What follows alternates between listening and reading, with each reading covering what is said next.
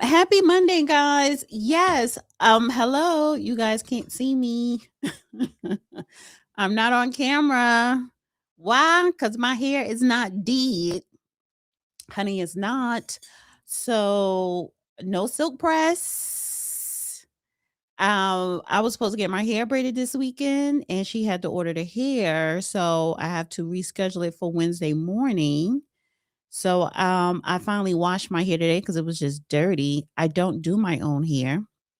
So when I wash, I let it air dry. And my hair is black, which means it gets thick and corally and nappy at the roots. So I'm like, y'all ain't gonna see me with my hair not done, even though I still look pretty.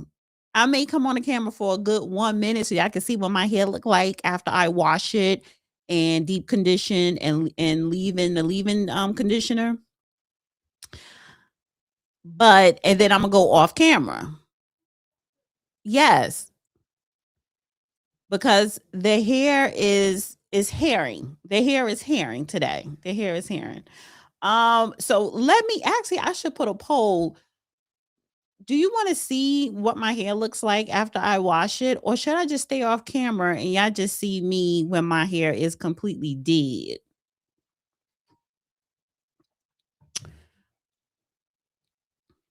Judge should be coming up shortly. We're delayed because of him. And I promised myself that I was not going to keep delaying the show because 3 o'clock, 3 o'clock, 3 o'clock, not 2 hours later. And then he's having these little silly phone issues. I don't have time for that. The show must go on time. So if I got to be here and do it myself, I will. But we are gonna have a good show today. We are gonna have a good show. Okay, y'all want to see because y'all so nosy.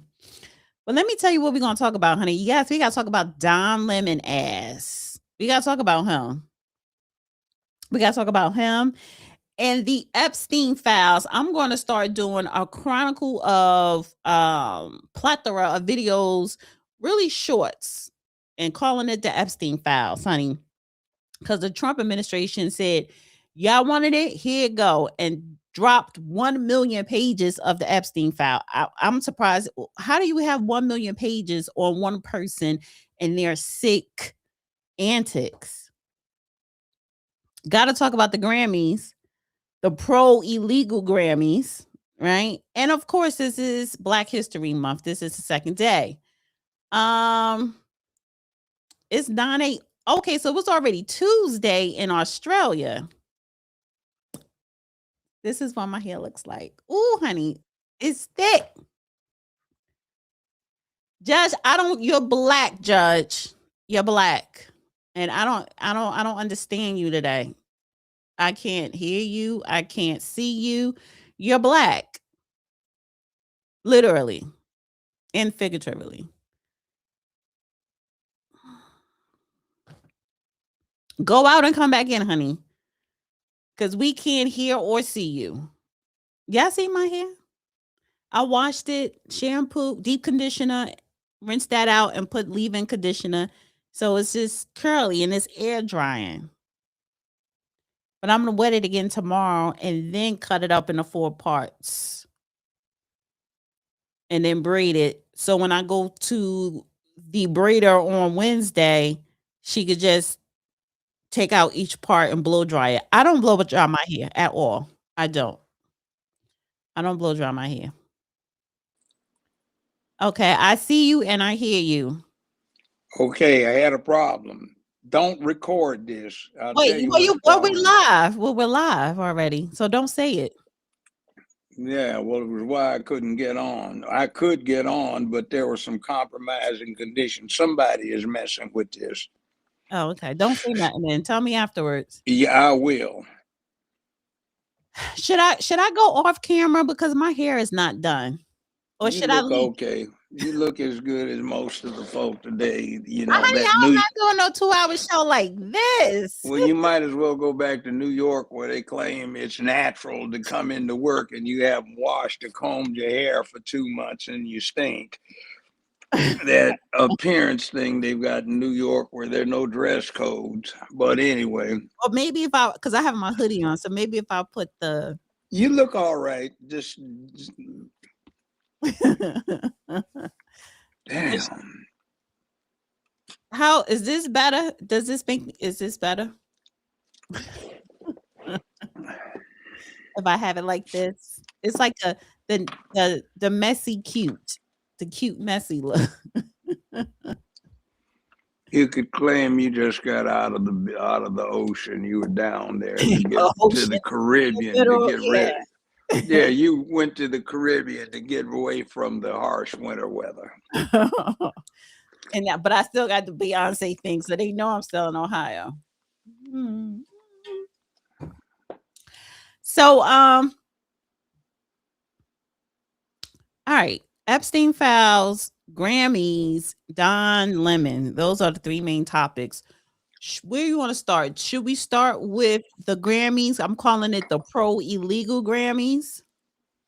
That was last night. The demonic Satanist ritual Grammy. I don't care about that.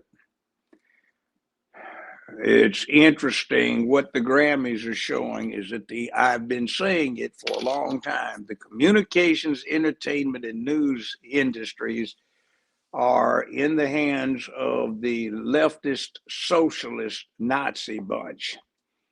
They're trying to control what you think, what information you get, and just Nazi style, fascist propaganda. And Nazi, NAZI, is the German acronym for National Socialist Workers' Party. So that's what you have. You have an American National Socialist Workers' Party known as the Democratic Party, and their methodology is straight up fascist / Nazi. And they're particularly into that tell a lie long enough, loud enough, you can get anyone, including the liar, to believe that that was Joseph Joseph, aka Joseph Goebbels, Nazi minister of propaganda. And they've been showing it pretty heavily. So, I mean, I'm not surprised at anything that those clowns do, but we know where they're coming from. Mm-hmm. They have a main question they're debating. How much hair can a guy have on his face and still piss in the girl's bathroom?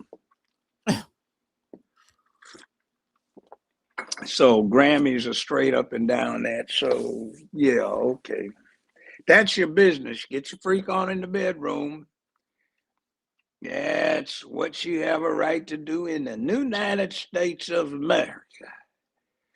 But the rest of it, you know, you can't even talk about being straight and doing stuff in an elementary school, but you can spread it all up and down the hallway. So, yeah, the Grammys are reflecting it. It's a whole really little itsy bitsy bunch of people, but they're trying to spread it. And they're trying to build this thing about we have to be concerned about everybody, meaning mostly themselves. But if you get people to buy into letting the country get invaded, breaking down what the Department of Defense / War Department is trying to do, screw up international diplomacy, and save California, New York, etc., 6 to 8 members of Congress in 4 years. Okay, fine, you can do that too if you want, but that's not the way you do it, by censorship and being un-American. Yeah. All right, honey, I took myself off camera. Their hair was just thickened too much. Looked all right. This don't look all right. This don't look all right. I'll put your hat on. It's winter time. You could have put your fur cap on. I don't have a hat. I just have this hoodie on, and I think that made me look even more crazy. So, but anyway.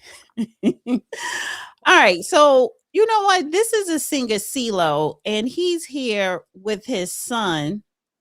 He has red contacts in his eyes. And that's what his son came dressed as. The devil. Yeah, so you remember that rock group Kiss and the lead singer, he was kind of I remember one of the people that worked with me And when I was union shop steward for SAG, or after rather, at the time, she was the one that invented the Kiss costume. She designed them, and she was the wardrobe person for them. Right. So but he's not in a rock band, so I don't understand why He's being, he's making a statement. and then and then the father right here, why does he want his eyes red? See, that is part of that demonic Satanism. That's He's trying to be a day walker like Wesley Snipes in Blade. well, you know how people win awards and they get up there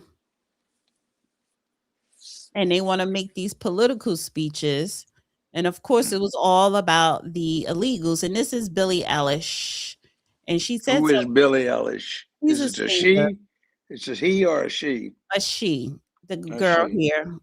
And she's a singer. This is her house, by the way, but I'm going to play what she said. No one is illegal on stolen land.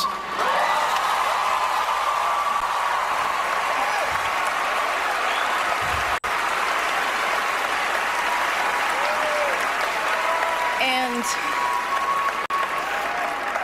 yeah, it's just really hard to know what to say and what to do right now. And Well, then don't. I feel really hopeful in this room, and I feel like we just need to keep fighting and speaking up and protesting, and our voices really do matter, and the people matter. And I say sorry.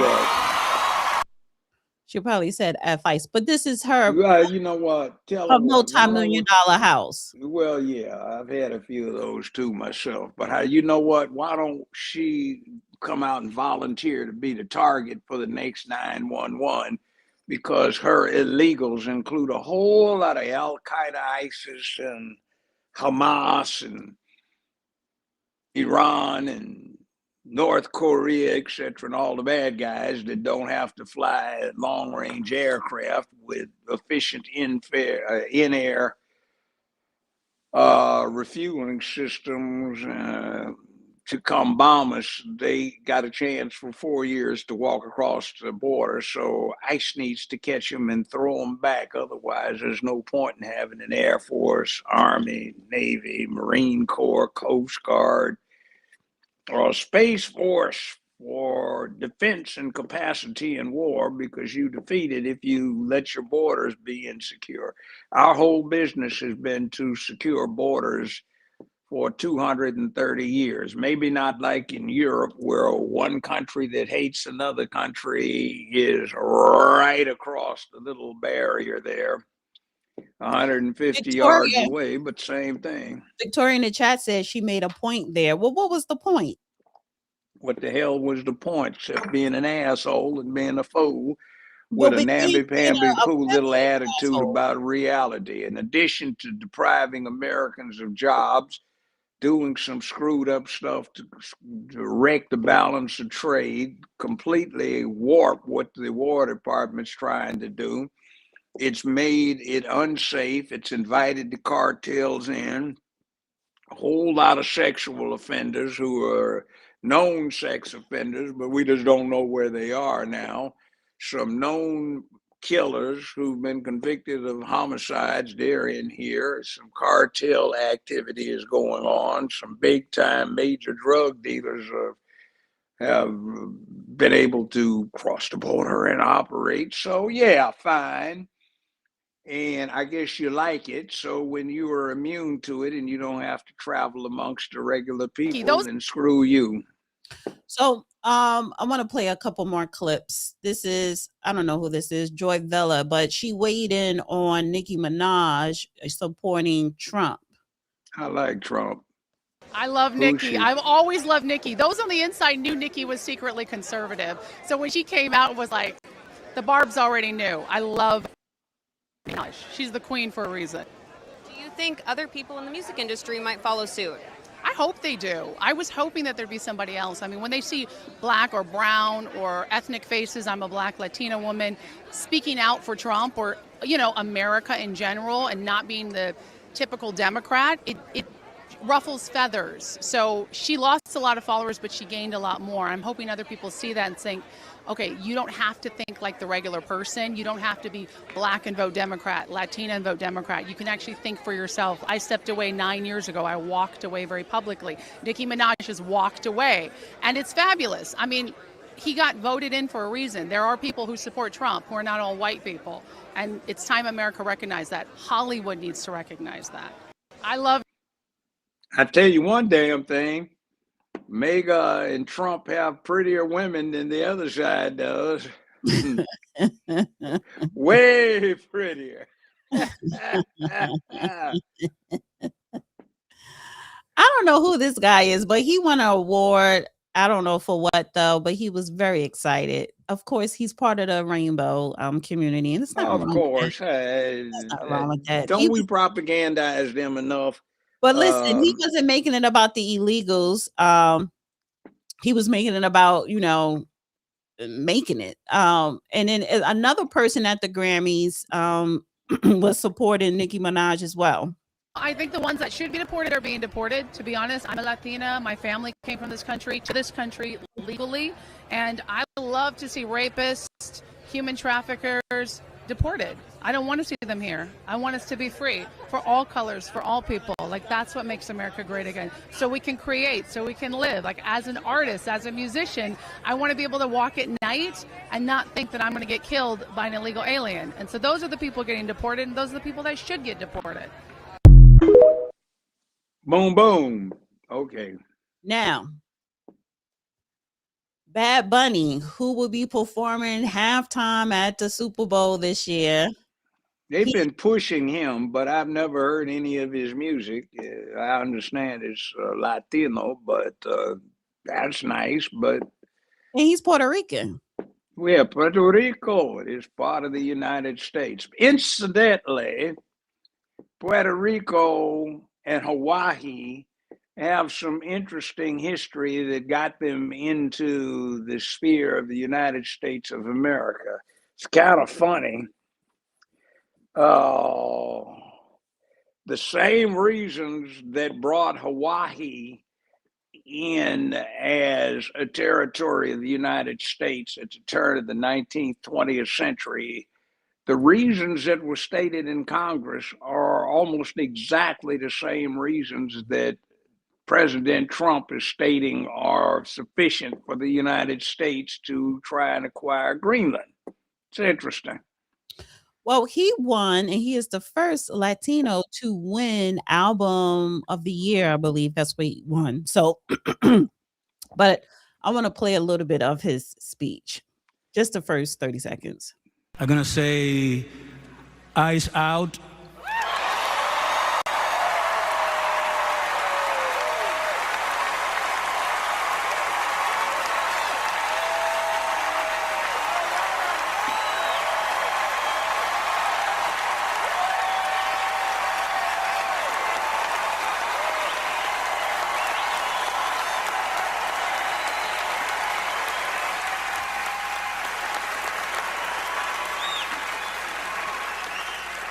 We're not savage, we're not animals, we're not aliens, we are humans, and we are Americans.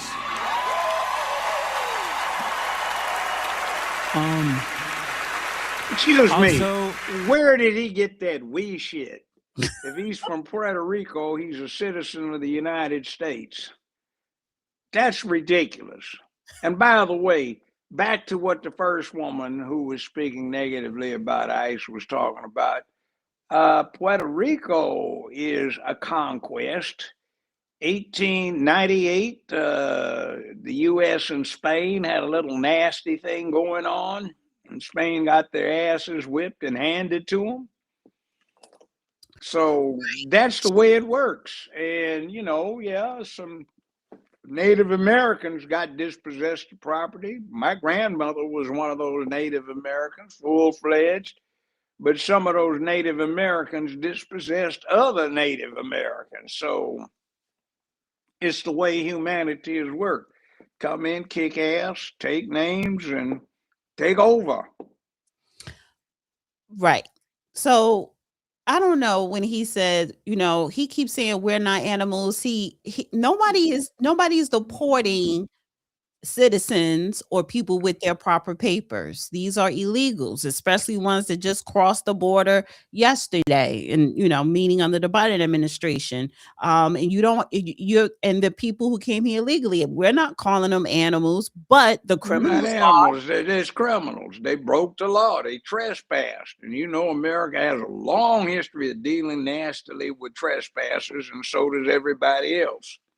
Right. So when you have Billie Eilish talking about no one's illegal on stolen land, yes, they are, because that means you lost the war, your land was taken, and was established under a new law and a new government, and you put borders. That's just how civilization works. Okay. It's been working like that Hey, at the beginning of ancient times. I'm sure the French didn't feel all that gushy and warm when the Wehrmacht and the SS crossed the Belgian border and were sweeping down into France through the Ardennes in 1939, going on 1940. I'm sure they didn't feel that friendly.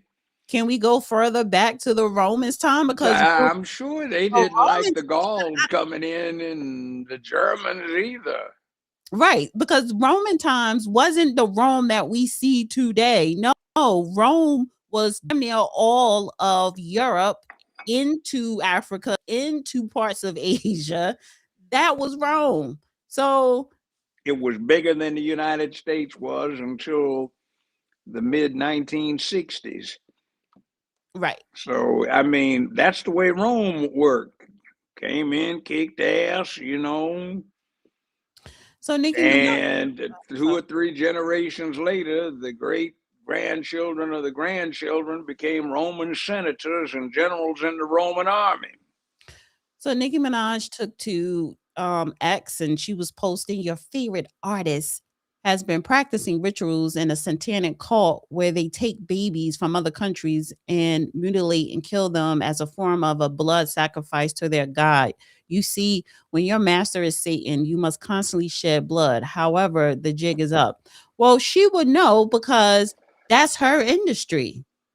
And this is the problem what I have with celebrities getting into politics, because I'm not a part of them, because they didn't want to be bothered with you anymore, blackball for whatever reason. So now you want to spill the beans on the dirty little secrets that you yourself at one point took part in.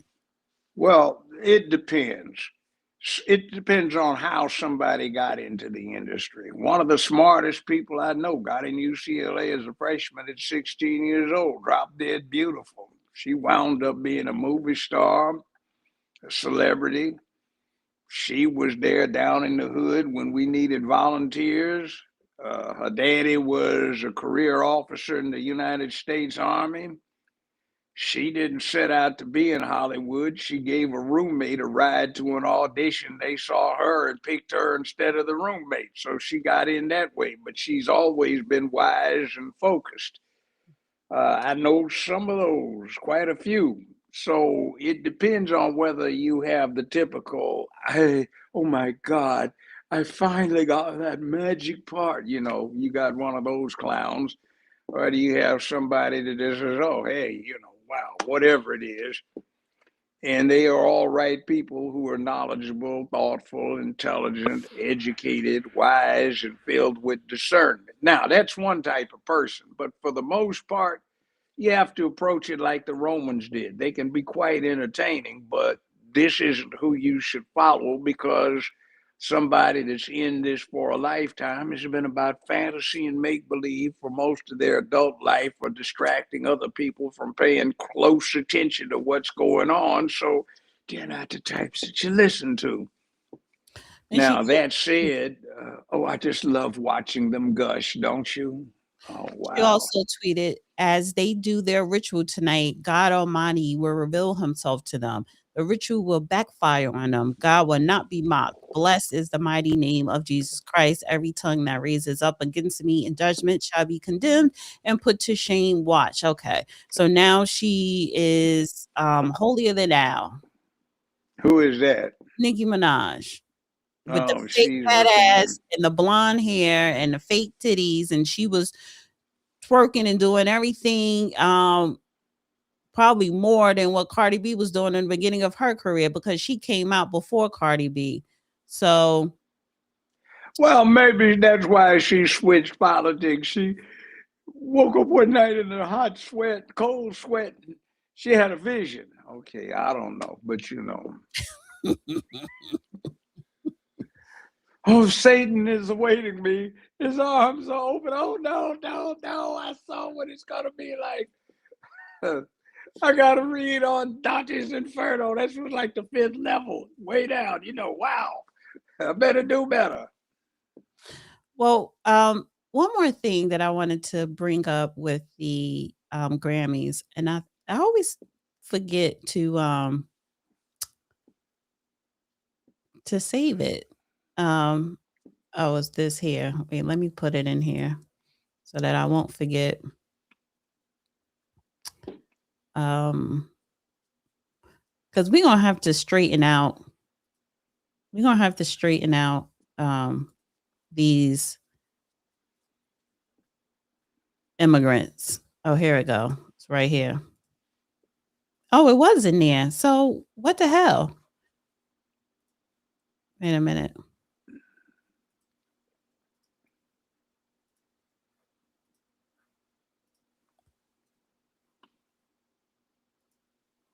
Okay, let me share it.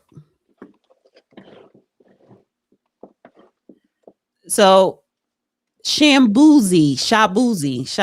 I guess he's supposed to be a country singer, right? He dedicates his first ever Grammy win to children of immigrants. Now, I believe his background is Nigerian. I thought I had the speech here.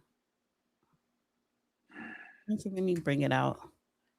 Doing too much. Where is his speech?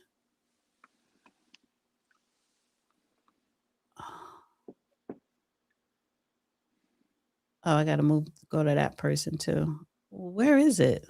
Oh, here we go. So he's Nigerian American. That's a part of this. Harvey Mason, thank you so much.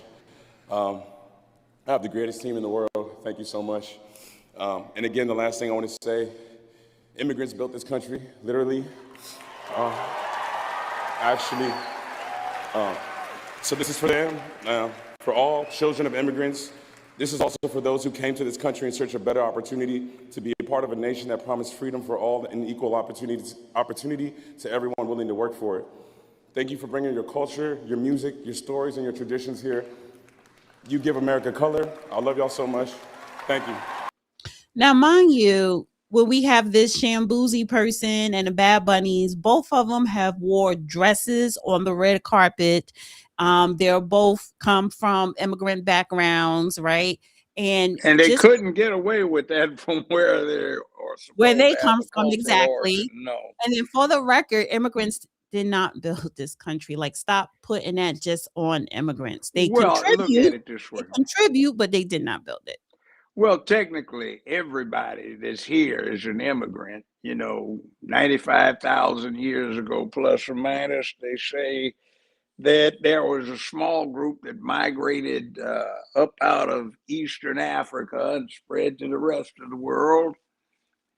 They say that some Scandinavians got here a few hundred years before Columbus did on the white side, and they're immigrants.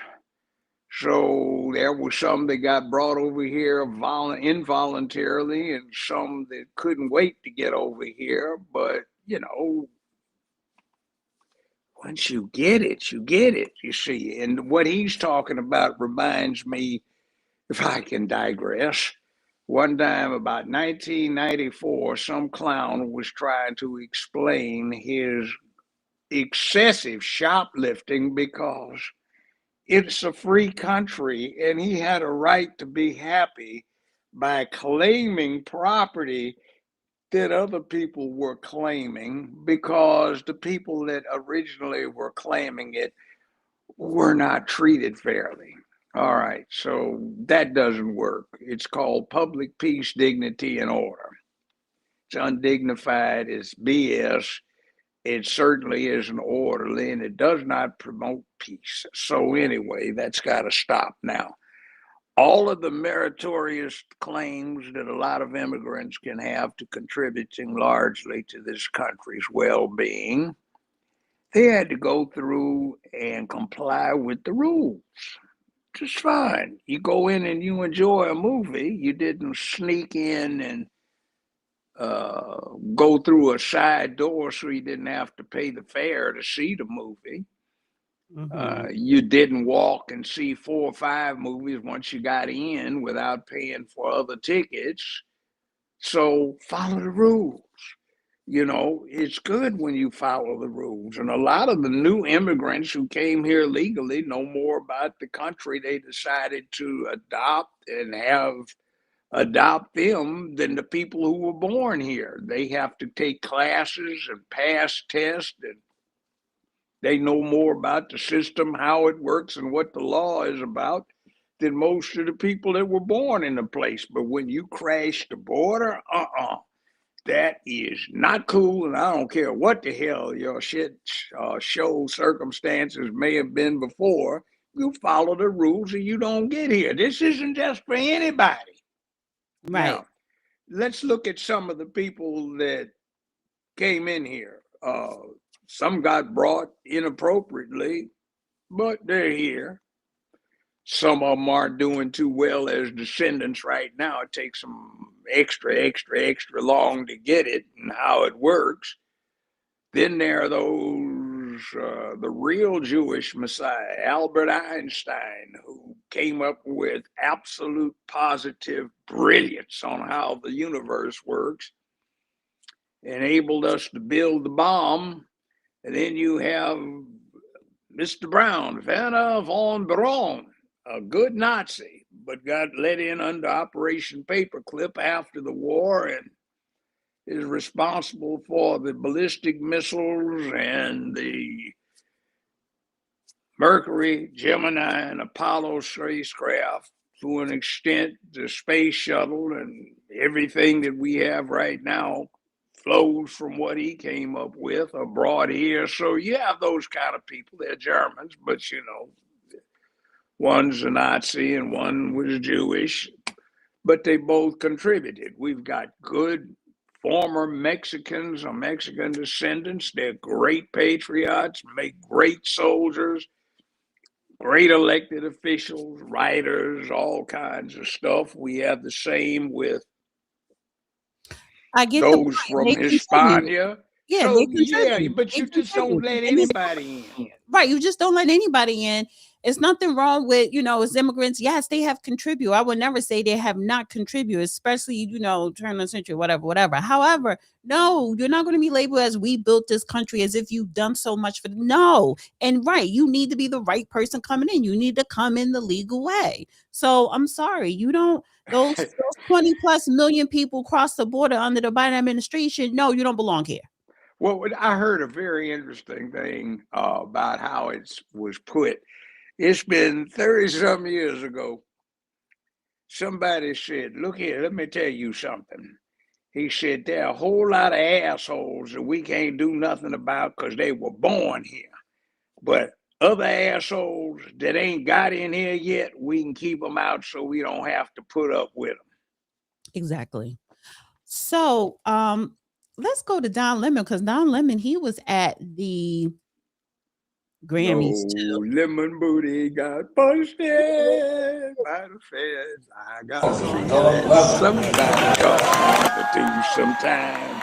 He got why are they standing up for him? Because they are all like him. This is Hollywood. Right. Why do you think they get this little weak fool standing in for what used to be Walter Cronkite's thing? Or why do you get this? Wise man been shot at, been over there doing war correspondent stuff, and they got this little sissy here with his husband. in the background. And this is the industry. This is the communications, entertainment, and news industry. They're all together. They're 5% or less of the country, and they're trying to make everybody think they're the majority of the country. So you go along with their mess. They're trying to convert our children, just like mothers do when they want their children to be Christians, Muslims, Jews, Hindus, Buddhists. They take them to church, synagogue, mosque, or temple, and they put that in their heads until when they get mid-elementary school, they are caught up in it and came back out. And that's what they're doing here. They've taken over the school. So mama did it once a week, but they do it 5 days a week from 5 to 18. So they're trying to take over. So let's just swing back to Don Lemon and his situation, right? I'm gonna play this clip. Alert, journalist Don Lemon has been arrested in connection with an anti-ICE protest at a church in St. Paul, Minnesota. Bill Malusian joins us now with more on this breaking news. Hey, Bill. Yeah, Charlie, good morning to you. Our colleague David Spunt and I getting this breaking news from multiple law enforcement sources just minutes ago, confirming that former CNN anchor Don Lemon has been arrested by federal agents in Los Angeles just after midnight this morning at a hotel. This obviously all in connection with that storming of a church in St. Paul, Minnesota by that group of anti-ICE agitators. Now remember, the feds had gone to judges to try to get Don Lemon arrested before. They went to a magistrate judge in Minnesota who didn't sign off on an arrest warrant for him. Then it went to a judge above him. He didn't sign off on an arrest warrant for him. Then it went to an appeals court. They also decided not to sign off for an arrest warrant for him. So there was experts who were predicting that perhaps the feds would go to a grand jury. It remains to be seen if that's what happened here, but we can confirm that Don Lemon was arrested in Los Angeles by federal agents just after midnight Los Angeles time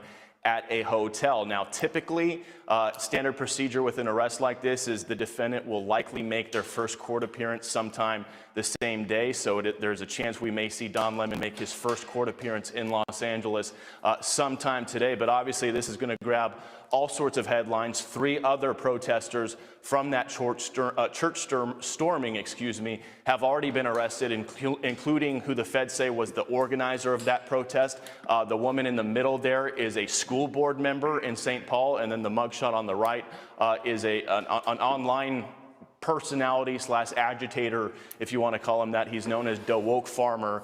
Those were the 3 people that the feds had already arrested, but we have confirmed that Don Lemon has now been arrested in Los Angeles in connection with that viral incident. We all saw the video of it that spread and drew widespread condemnation.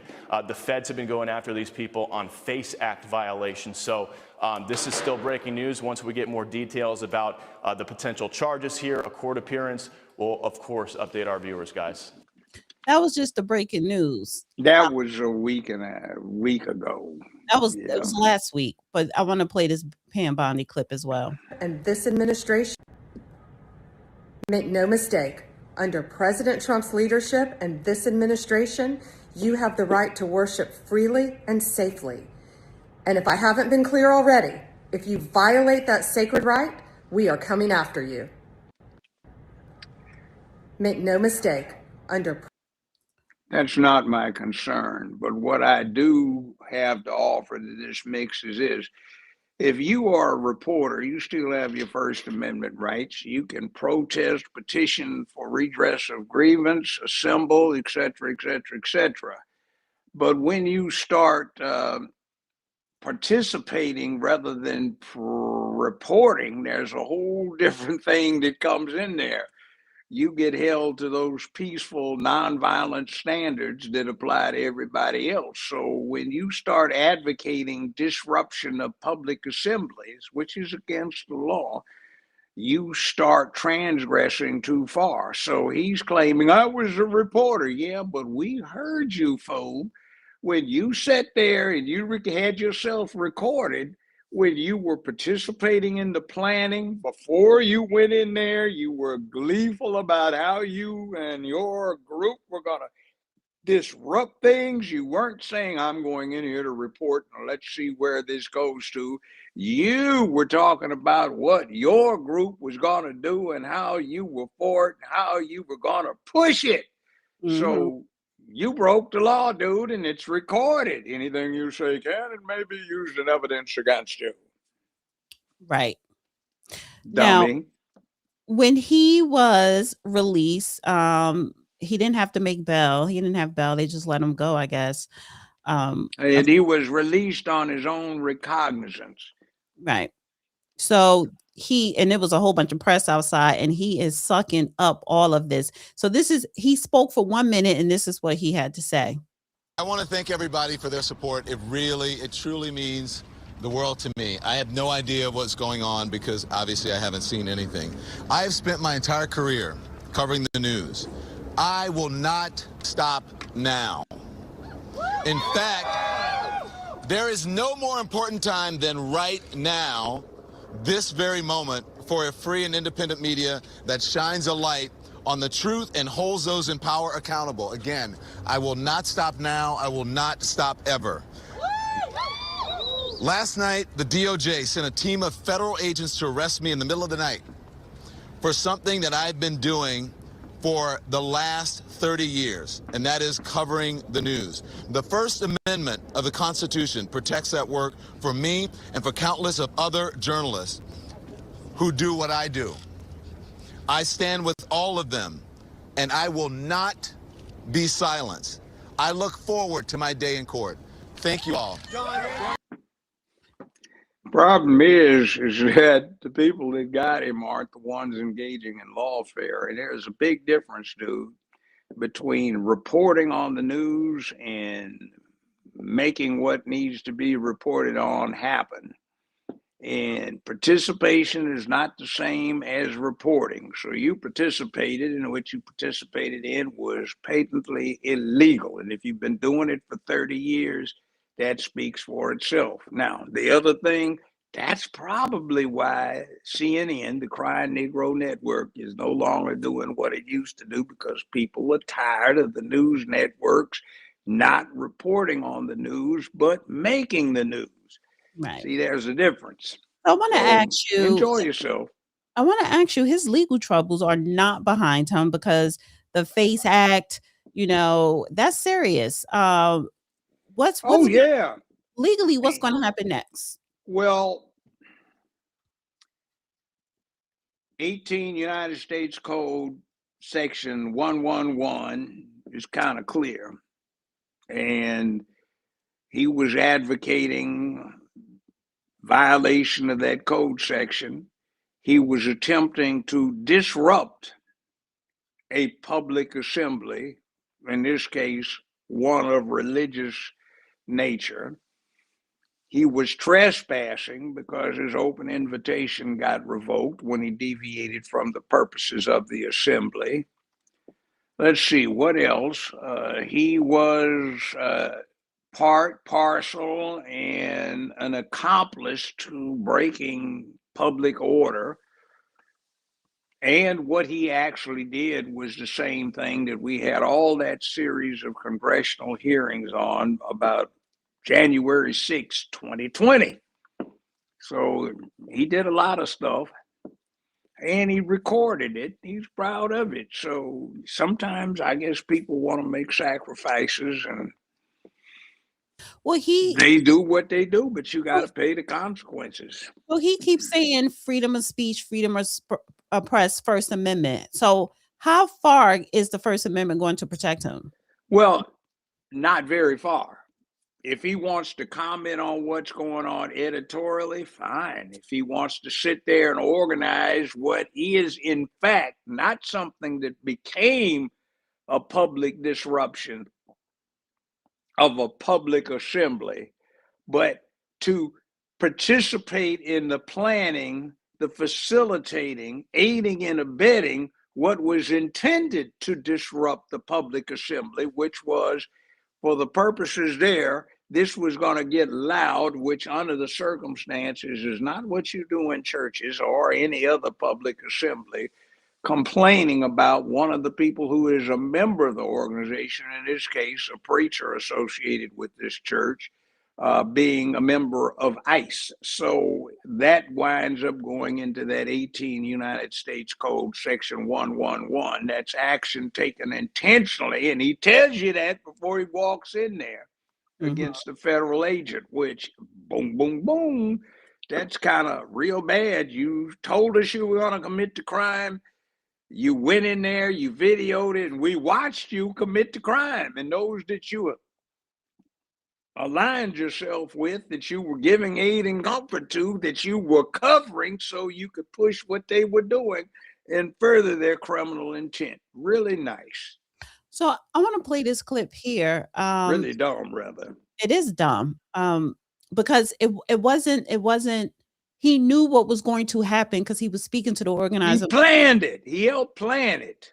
Well, he didn't help plan it, but he knew he did. Planned it, and he went behind them.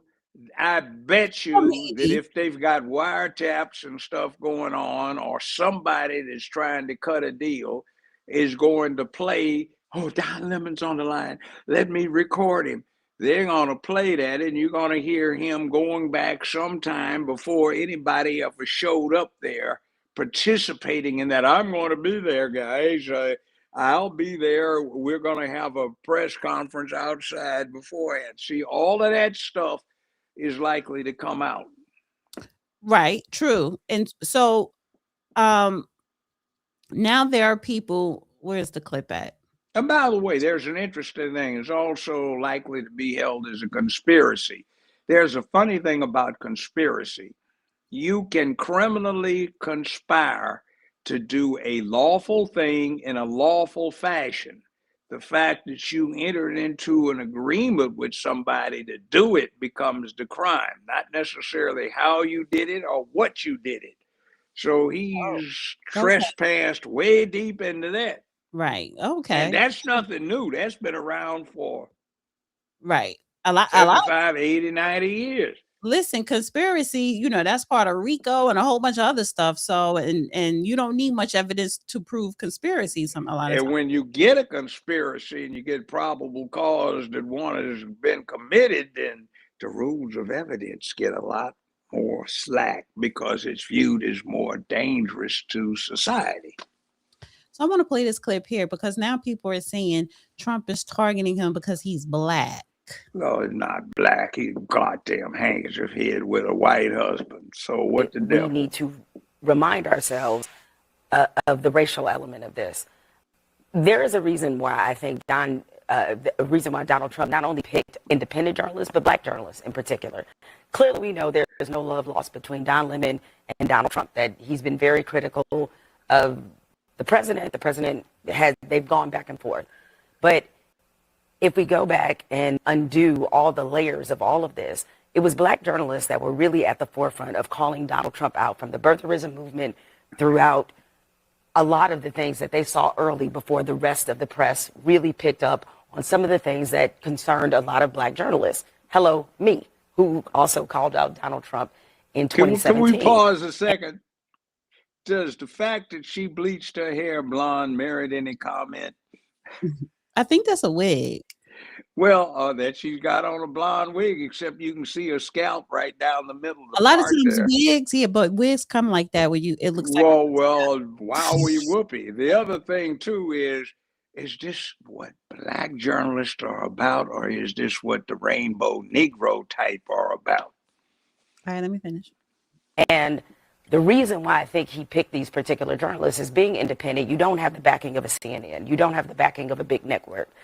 The other part of it, too, is that if you can make them the face of this issue that is happening in Minneapolis, we know that given some of the racial issues that we have in this country, it is likely to have a lot less sympathy because they are journalists, one, and people hate the press, and two, because they're black. And so I do think that that's an important part of this, especially given the president's own language when it comes to anti-DEI and making black people the face of woke, and all that we've heard from this administration. All of this is combined together and meant to drum up a certain sentiment against these journalists so that people are supporting their own rights being eroded because of who they think it's happening to. Even if I think I know more about rights and my own rights than she does.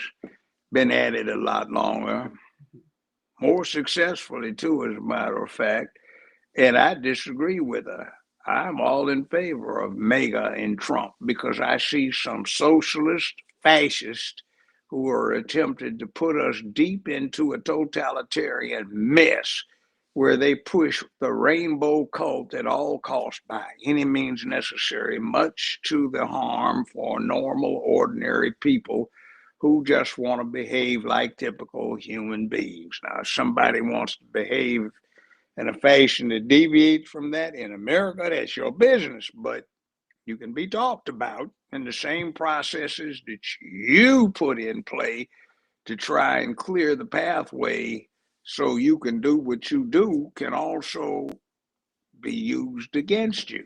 So America's a lot of two-edged sword territory. It swings both ways. And then too, it's just if Donald Trump criticized you and you just so happen to be non-white, that doesn't mean he is racist.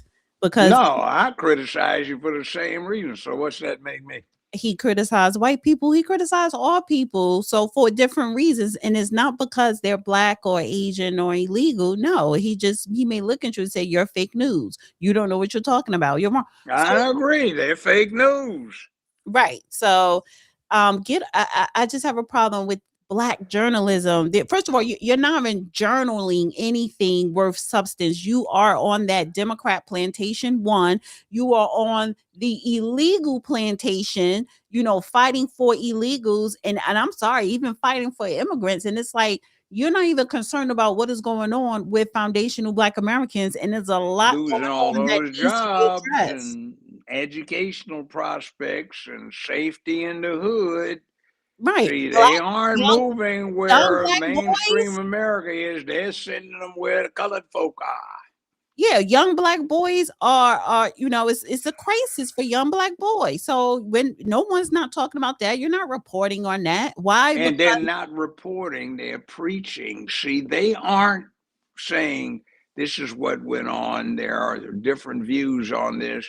They all start off as an attack on somebody that is probably one of the more popular presidents in recent American history, with more committed followers. And he is talked about, but there is only one U.S. president who has had more bad press than Trump. And you know who that is? Abraham Lincoln. There you go. Mm-hmm. So now, he's in good company.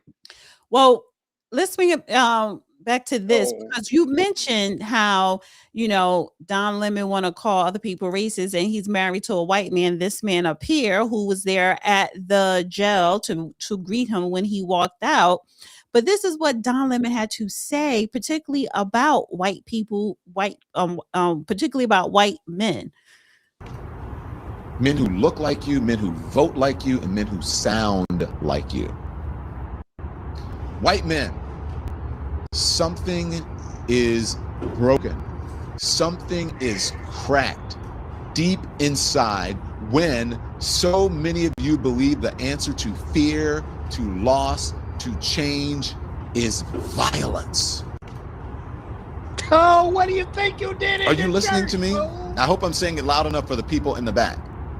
What do you think you did in the church? What do you think you've been advocating for your 30 years on CNN? Breaking the law, breaking the public peace, burning down the hood, going out and going to be aggravated and nasty with an ICE officer or somebody else.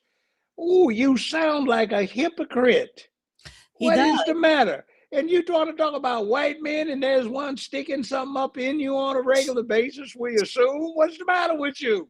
Are you putting something in your mouth or whatever you do? Well, honey, you already know they're looking at this channel. So listen, my thing is, yeah, you talk about white men are evil, they're violent, but there you go. Your husband, who is there to support you, waiting for you to come out of, the court, jail, or whatever. So why are you married to a white man if white men are evil? basically. I ain't worried about white people anymore. Exactly. And I learned how, in my years, I learned how to kick ass individually and collectively. I know the law and I know a whole lot of other stuff too. Anybody can learn that. So I'm not worried about it. But what I am worried about is all these young girls that can't go find a boy because nobody's teaching them boys and girls 101A. All these young boys that can't go find a girl because nobody's teaching them the same things. All of this stuff where nobody girl watches or boy watches because this bunch has made it a corrupt mess where you don't know what you're looking at, where you expect to have free rights, but everybody's so delicate and they need to be protected from uncomfortable speech. So thank God you have to censor everything, which is very un-American, and where you can't even report on anything objectively because you lapse off into the op-ed when you try to lie to somebody about what happened. I'm going to play this clip here. They arrested Don Lemon. Somebody went, yes, like good. I don't know. I didn't hear him. It's not good to arrest him. I don't, you know. Well, it's unfair to all those people who get deprived, and they're giving him some free rough trade opportunities. The FACE Act. He went into a church, disrupted their worship, and then later in an interview compared them to white supremacists. That's not journalism. That's activism. I had an experience with Don Lemon. But does it warrant getting arrested? Disrupting a worship service, stopping people's right to worship God, that is violation of the FACE Act. And under the Biden administration, pro-lifers were sent to prison up to 11 years for praying in front of an abortion clinic, and they were convicted under the FACE Act. So I don't think that's journalism. That's not First Amendment, going in and harassing people in the middle of church.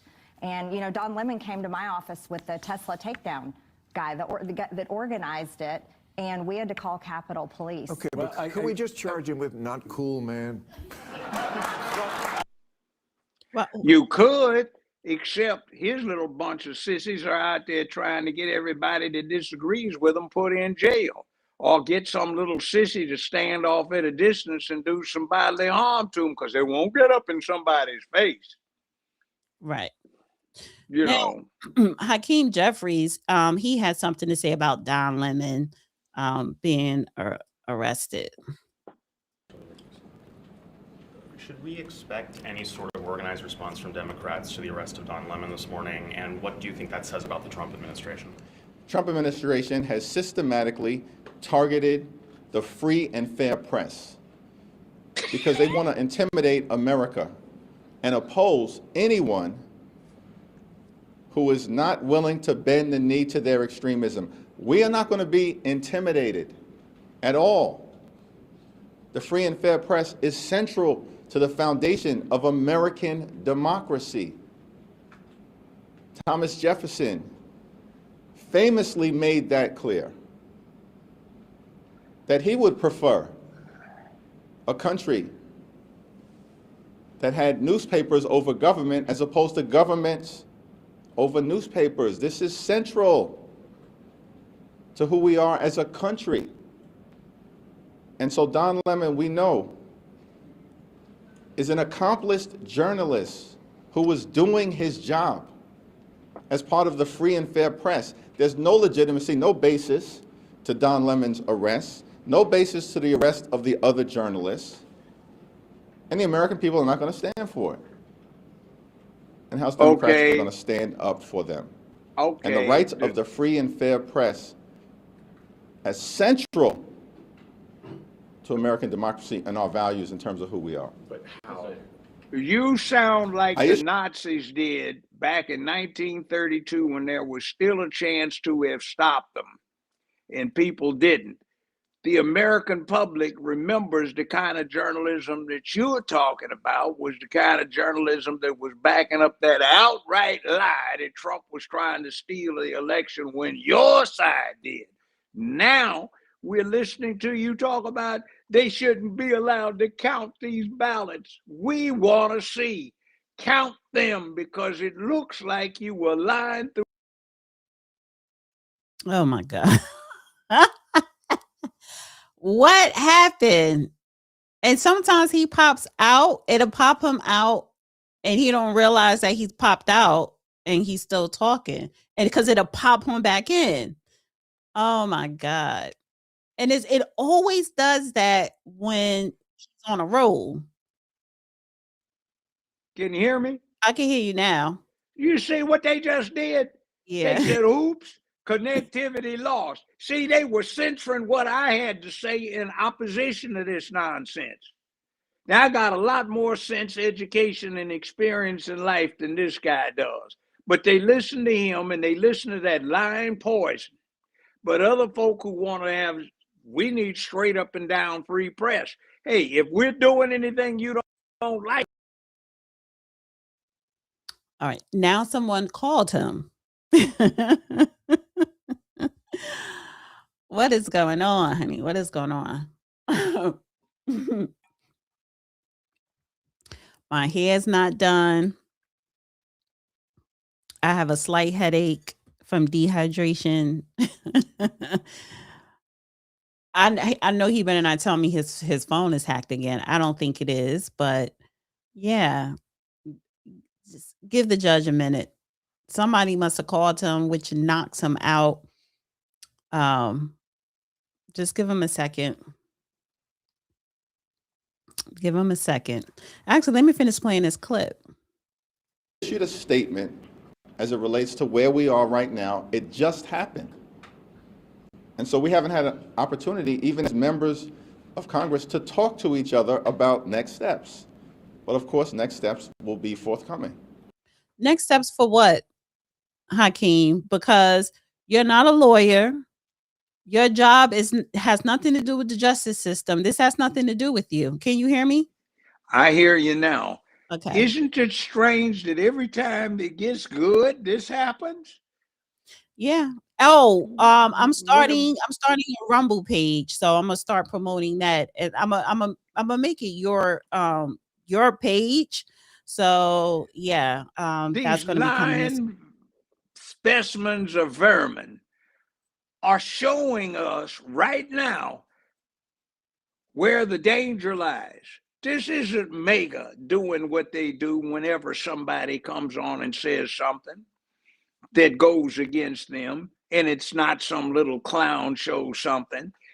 This is somebody that's been black longer than him, a lot longer, done more than he's done, seen more than he's done, got at least as good an education as he's got, and I can't talk as they cut us off. That is censorship. That is Nazism. And the fool has the nerve to try and whine and lie about what he's saying. Ain't that a shame? Look at that lying boy there. He'd be a good actor in a vaudeville minstrel show. Well, they sure be telling some tales, don't they? Him and Don Lemon. Don Lemon Booty. So listen, guys, can you please hit the like button and please share this video on your social media outlets? Thumbs up, thumbs up, thumbs up. I do have a goal. Please send in your donations. It would be helpful to support the platform. And thank you, Will, for the super chat. Thank you so much. Appreciate you, Will. And thank you to Louie for the super chat. Love the hair. Thank you. I don't, because I want it to be done, but thank you. So we got to get into. Oh, you looked all right there. I mean, I've seen that style a lot over the many decades. Stop it! You don't like nothing. You don't like this. You don't like. It looks all right to me. No, this you don't like. It, this, so stop it looks okay to me. It's natural. I don't have problems with that. So it's clean. It looks like it's been washed. It's fluffed out. It looks. You can never take a woman out on a date with her hair like that. Why not? They used to wear it like that. That was a short period for a couple of years where that was stylish. And then the next thing they went to after that was the wrap, where they went, and that's been 40 years ago.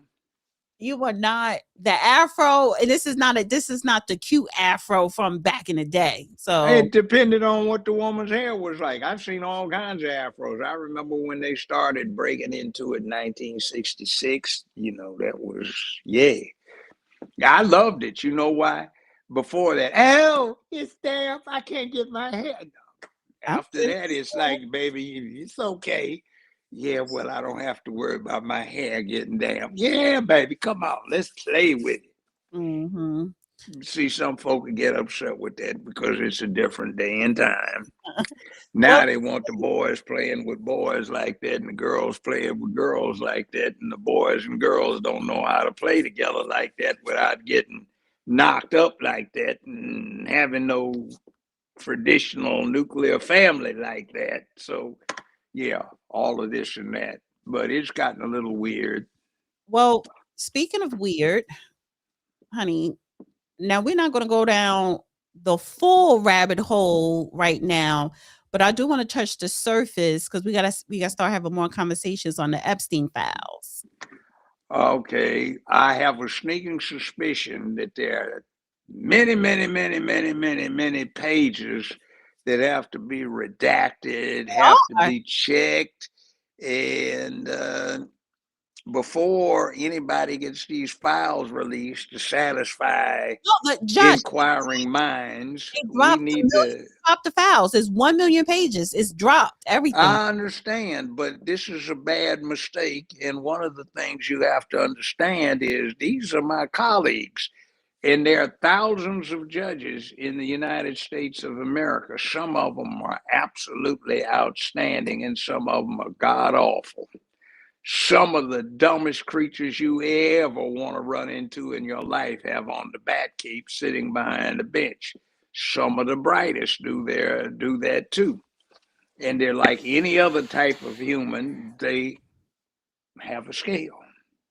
Well, let's start with the Steve Bannon interviewing Jeffrey Epstein. This is back in 2019. So it says Steve Bannon and Jeffrey Epstein seem to be good friends, and they often discuss Trump. As early as 2019, the two were talking about the president being borderline, and Biden even Bannon even suggested the 25th Amendment, which applies when president was unable to lead. That's just somebody tweeting something, but I want to play some clips. Yeah, well, you know what I find interesting? They will not deal with the mental health issues when it counts, when somebody's out killing somebody, except as, oh, he must have been mentally ill. Well, do something about these folks. When somebody deviates from a sick brand of politics, then he's got to be something's wrong with his mind. Nobody can think like that. Well, guess what, dudes? Most people do think like that. You're the one that's a little bit on the freak side. So why don't we all get a mental examination and let's see who comes out on top? So let's play a couple of clips. Is your money dirty money? If you live, I just asked a question. Is your money dirty money? No, it's not. So, in fact, why is it not dirty money? Because I earned it, But you earned it. I earned it legally. We went back to this before. You earned Yes. it. You earned it, advising the worst people in the world, right? That do enormous bad things, and just to make more money. So, instead of asking me the question, should you take the money? Because I think it's a legitimate question. You think it's a legitimate question? Yes, no Why? question. Because I think you have to, ethics is always a complicated subject, but I can tell you that with the money I gave to help try to eradicate polio in Pakistan and India, instead of asking me whether that money should be given to these children for vaccines, I think you might want to ask their mothers who received the vaccine, who know their child now won't get polio, and ask them if Epstein should have helped these people. If we with walked their in, money. if we walked in, you're is a that a fair mathematician. question? You're Here's another clip. You know what's interesting about I earned it? That's like I was only following orders. Do you know what you have to pay taxes on? No, not really. If you are a bank robber, you have to pay taxes on the proceeds from your bank robberies. If you embezzle money, you got to pay taxes on what you embezzled. So, I mean, you earned it, can embrace all kinds of stuff. Right. And then he's a liar, but here's a clip talking about Bill. Well, I mean, the comeback on Epstein is all of those children might have been very infective if he'd gotten a hold of them and they weren't inoculated to polio. You know, they could have brought something dangerous over if you wanted to be nasty about it. But what really happened, the real enemy of the finance system was Bill Clinton. And if you ask me what and who caused the financial crisis, I would tell you it was Bill Clinton. Because of what Bob Rubin and he did to the deregulate the financial system? No. Because as of the last time we had our 60-minute interview, you talked to me about home ownership. And you asked me whether everyone should own a home. And I told you, no, it's too risky. So the financial collapse of 2008 is because of hardworking African Americans, Hispanics, and whites who wanted to have a ownership stake in the society that all rests on their shoulders. They're the culprits. No, not at all. Okay, then I didn't say they were the culprits. I was pretty clear it was Bill Clinton. But what really... You know what Bill Clinton did? Bill Clinton got rid of the Democratic Party's redemption. The Democratic Party had found a niche where it stayed on top of what high finance and big business was getting away with when it came to doing wrong to ordinary people. Clinton brought them into the fold. High finance, Goldman Sachs, etc. And when the Democratic Party started losing its overwatch function to these entities, it lost its purpose because it put to use a couple of centuries worth of knowledge on how to propagandize people into accepting something absolutely horrible and horrendous, slavery. And it used those same methodologies to control the communications, entertainment, and news industries and propagandize and control other people to accept a cult that is something that has to be tolerated in a system like ours as collateral consequence to being free. But it is very dangerous. And that's what Clinton really did. Here's another clip.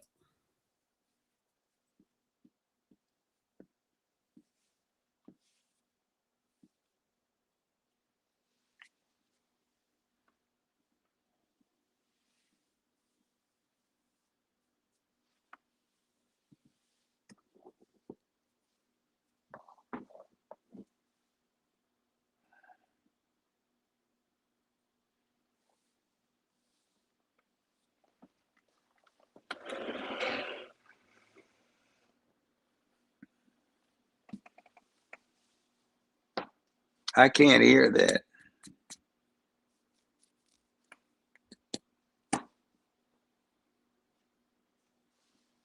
You couldn't hear it? Couldn't hear anything. I'm sorry. Let me do it again.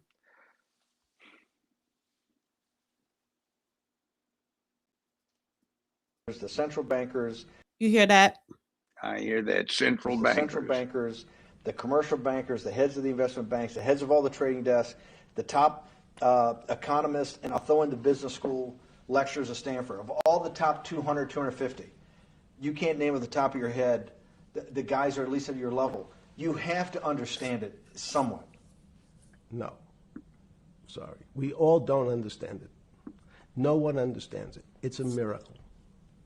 It's that's part of the problem. It's impossible to understand. That word understand simply means if this happens here, that will happen there. It's predictable. Understanding means it's predictable. It's not predictable. That's the problem. In complex systems, that was the fascination. Is there a way to tease out some level of predictability? So No, even in the fact, spray you would ask the question. It's a great question, which was it a stroke or a heart attack? Now, most people don't know that before they were going to have a stroke, they had a stroke. They just have a stroke. Do they understand why? In hindsight, you go back and you can make lots of explanations. It might sound good, and if you're talking to the working man, you're using language that he'll never understand. It's complex. So he's just like going to his doctor. He says he has a gastrointestinal problem, or he has diverticulitis, as opposed to saying, you had a stomach ache, you ate bad food. People don't like to say it in normal, everyman terms. The system had a stroke, and we don't know why. But hardworking people, and there's a great social benefit, would you not agree, with having people having ownership in the system? When you say ownership in the system, it doesn't mean. Let's start over. Okay. So flip over your phone too, because yes. I don't want anyone to see so maybe flip it down. Yeah, who knows what the fuck comes up with that phone. That's correct. We don't want to send you KSA. I can't not believe I've got the magic moment when you're in fucking prison or jail, wherever the fuck it is. It's in crazy. Solitary. Now, there's a funny part to that we missed, which is said. Go ahead, tell it. The funny part is what you asked me. Is there anything funnier than that? No. For black humor, I don't make any black comments. Sorry. You asked me what I was wearing. That's right. You're too wrapped up in the Me Too movement. Yes. So I was wearing a brown jumper. So he's talking about dark humor, not necessarily black or Afro-American humor. But anyway, no, but he has said some racist remarks in the emails corresponding with people. But this one particular filing here, right, that I wanted to point out. Court filings state that Jeffrey Epstein kidnapped and trafficked underage girls across borders, flying minors from Turkey, Czech Republic, Asia, and other regions on his private jet. The documents allege the victims often spoke little or no English, and note that African American girls were the only group explicitly excluded, underscoring how calculated and systemic the abuse was. So, yeah, give me girls from everywhere in the world except for the African American. Well, you can go find them down on the city streets. What? You don't need to go elsewhere in the world. You can find them on the city streets. And they've been looking at some of the black female celebrities to model themselves on what Epstein might have been shopping for internationally. So unnecessary. There was a domestic market and a domestic line of production.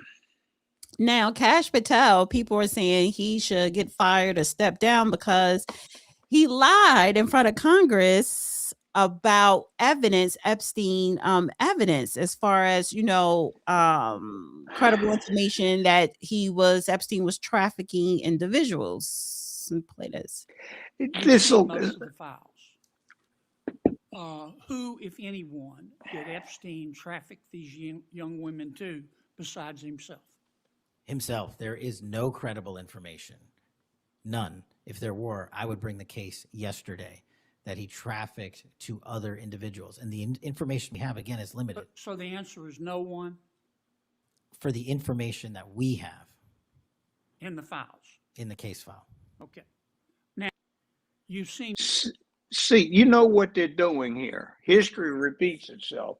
This sounds like what they were doing when they were going after investigating Ollie North. Mm-hmm. They did what they are trying to get them to do right now. And they got convictions, but the convictions got kicked because Ollie North, Lieutenant Colonel North's rights were severely violated in the process. Now, Epstein's dead, and any charges against him would be, in legal terms, quote, abated by death, unquote. But they might have a deep pool of evidence on others. But I suggest that right now, patience would be illustrating a great virtue. Let's see what comes up. Now, everybody is doing inquiring mind stuff, but there is probably some incriminating things in there that need to get investigated. True, but so being that it's public, the million pages of the Epstein files are public, any name, no matter what the context that it's in, people are like, oh, he's in the Epstein file. Well, that doesn't mean Yeah, I know. That's in law, you know what that's called? what? The prejudicial effect far outweighs the probative value. In other words, yeah, it might have something to do with something, but it creates such prejudice all out of proportion to whatever value it has that it's not admissible.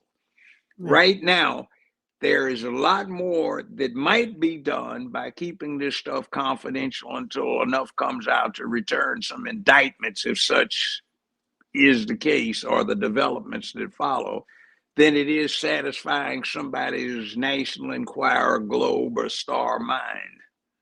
Let me play this clip here. You replied, according to the transcript. Oh no, I'm not playing that. I can't stand when people put music. Let me just get to this one here because I hate it. Yeah, it's like they want to be so dramatic. Like, just let the audio play. Mark and Jeffrey Epstein talking about the Congressional Black Caucus. This is in an email, April 2nd, 2014. You remember Gene, the black guy that's worked for me for decades? On Monday, I hosted a reception here for about 40 people. 15 were members of the Black Congressional Caucus. They came to New York to attend a Humpty Dumpty program at the UN. Yesterday, I told Gene, who was over the house the night before. He said to me, you should have invited me. I would have put you on a suit and tie. I know how to handle them. I would have come in and said, hey there, niggers.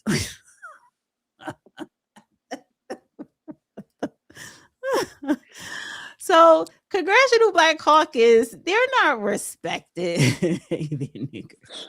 What is this? Hey, that's what so many are calling themselves, isn't it? No, niggas. But either way. Well, I've heard some of the Black Caucus use the ERS instead of the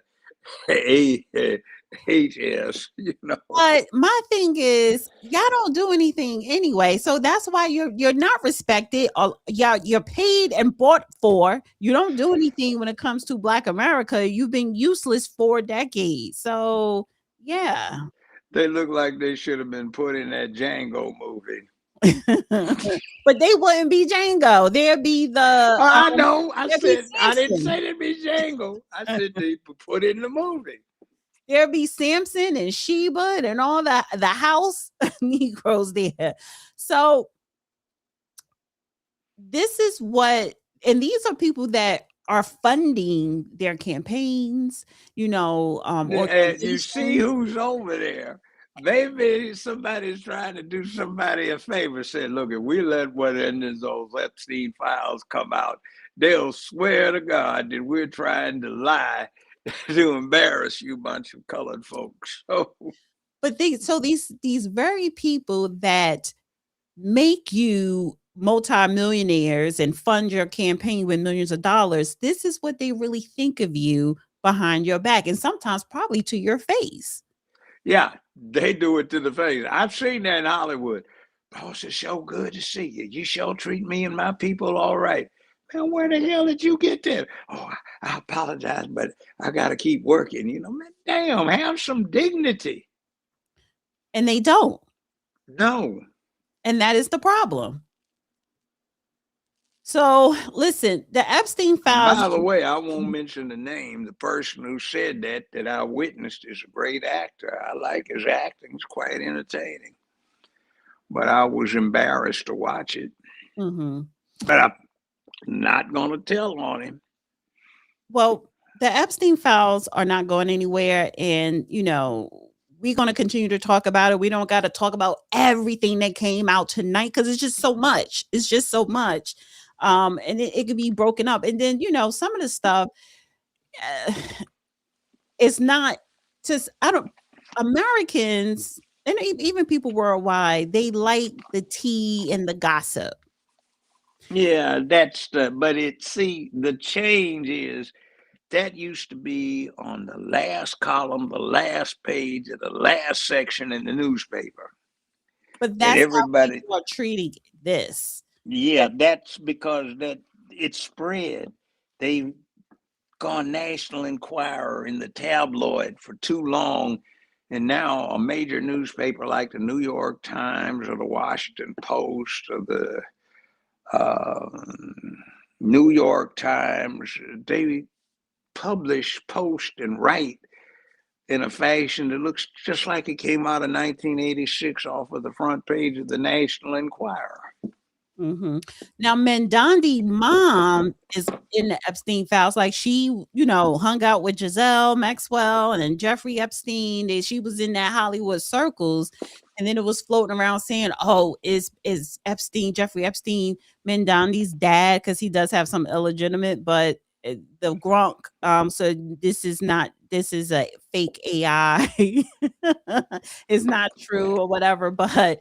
Yeah, I mean, listen, it's a lot of people, especially in Hollywood, politicians are in the files. But I want to get to, like you saying, who can be brought up on charges. Let's get to the meat. Forget all Well, the gossip. yeah, what's likely to be in there is discussions of criminality, organized crime type stuff, cases being fixed, bribes being paid, clues to questions that have not been answered. Right. So, but most of the people that want it, they just want the salacious content. Right. And by the way, it's most likely to be the Democratic Party that gets it, like you just heard. Speaking of which, one thing I wanted to have mentioned, but I didn't. Forgive me for not. But on this whole thing, ICE with Don Lemon and the Democratic Party, do you know that the Democrats tried on a Senate vote to keep Hawaii from being annexed? Several times, the Hawaiians and some other people wanted to bring Hawaii in as part of the United States, and the Democrats kept it from being annexed until they had what some folk were saying illustrated with the Spanish-American War, when U.S. and Spain were having at it, and they got to thinking that, oh, wow, what are we going to do to block anything coming to the West Coast from the Philippines or from Asia? What do we do about this? And then the Democrats finally got embarrassed and went around and okayed the annexation of Hawaii, and that became a state. They did the same thing with Puerto Rico as well, too. Well, I do want to swing back and talk about the protests and the illegals and everything with ICE that's going on, because I have a big problem with what these P agitators, the left, these liberal lunatics, the DNC, Democrats, politicians, and everyone else in between that are pro illegals, they are now using children, right, to push their cause. Now, I want to play this here. By the way, that was a tactic in the civil rights era, too, and I always thought it was detestable. Every time I read up on it as a young man, I was embarrassed. Why are these people taking these children out here to be brutalized to make a point? They should be protected, not done that way, but see, that's what they do. But they did that in South Africa as well. I know. With those, and it was those detestable. kids were shot down. Yes, and they did that in America too. So, and that's what they're trying to do. Not to that degree, because listen, during those times, society, that it was vicious. This is why when people you don't have to tell me. Well, yeah, that's your generation, and that's what I'm saying. I didn't experience that. I was 5 years old, and I had a small Coca-Cola bottle perched on my knee, and I was holding it. My mother had asked me to handle it. She was digging in the glove compartment in the front seat of our DeSoto. I was sitting in the back. We were passing one of those sundown towns. Some folk took a shot at my old man who was driving. They didn't lead him enough. The bullet goes through the left rear passenger door in the back. hits the bottle on my knee. Coke went everywhere. I thought my mother was going to be mad because she loved the Cokes, and 2 more bullets went into the trunk of the car. Right. But it was cool. I was And excited. I then, said, oh, wow, a war, they're shooting at us. You know, that wasn't then long after World War II. but then I would say even your father generation had it worse than you. Oh, yes, they And then did. his father. So Yes, they did. and what I So will it's say gotten now, better, but I'm just saying, you know, let's take it proportionately. It's an incremental thing, and it doesn't do any good when you act in a fashion that justifies some of the bigotry and prejudice. Like, would you want one of those folk living next to you that is making where you live in an urban area a hellhole where it's filled with theft and death? Would you want one of those people living next to you? See, that's the type of attitude it goes through. Be peaceful. And then see the Democratic Party, they say it's unfair because black folk always engage in crime and they shoplift, and it's unfair to push the laws. And that's one of the reasons they say we should let the illegals do what they do, because you see, if we enforce the law against the illegals, you might enforce it against black folk. We are law abiding, and when some clown comes up with trying to claim that we are generically not, he's got the wrong approach. mhm.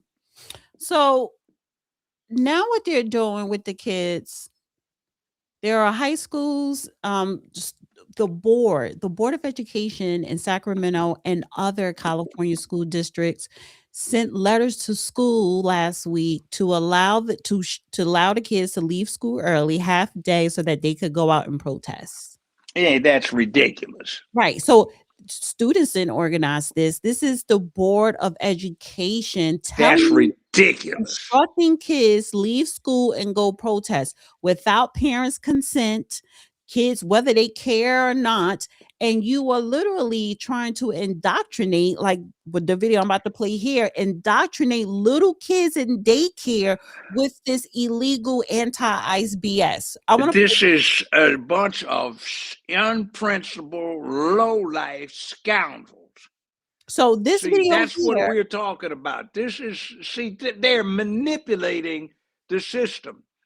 It's like you may have a right to do something, but it doesn't mean you should exercise that right because it's impolite, it's boorish, it's lame, it's stupid, it's dysfunctional, and you want to go ahead and do it. You do not teach children this kind of message. Not for this. Not to go out and say, hey, we got to promote breaking the law. This isn't something where it has got discrimination written all over it because of ethnicity. It has nothing to do with it. Right. It's got to do, you broke the law, you're trespassing in the country, and you're trying to say, oh, open your front door where you live. Don't lock it. That was last week with high schoolers. So this video here is preschools, and these are the preschool teachers indoctrinating kids. Let me just play. Good afternoon. My name is Dr. Canton. I am the director here at the Chloe Day School here in Harlem, New York.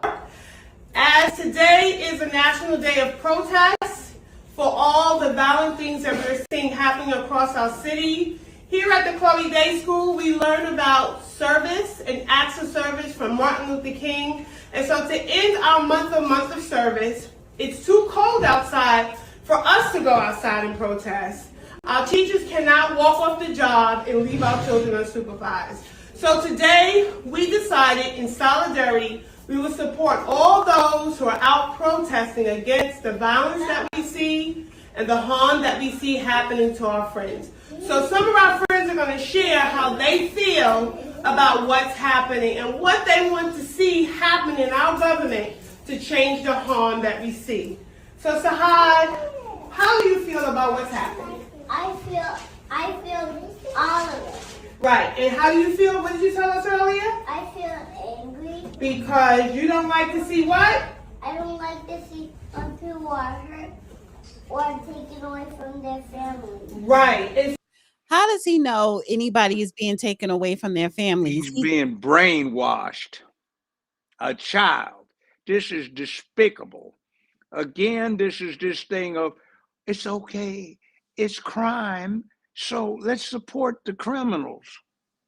Right. What in the hell? You don't do that in an ordered society, anybody's society, anywhere in the world.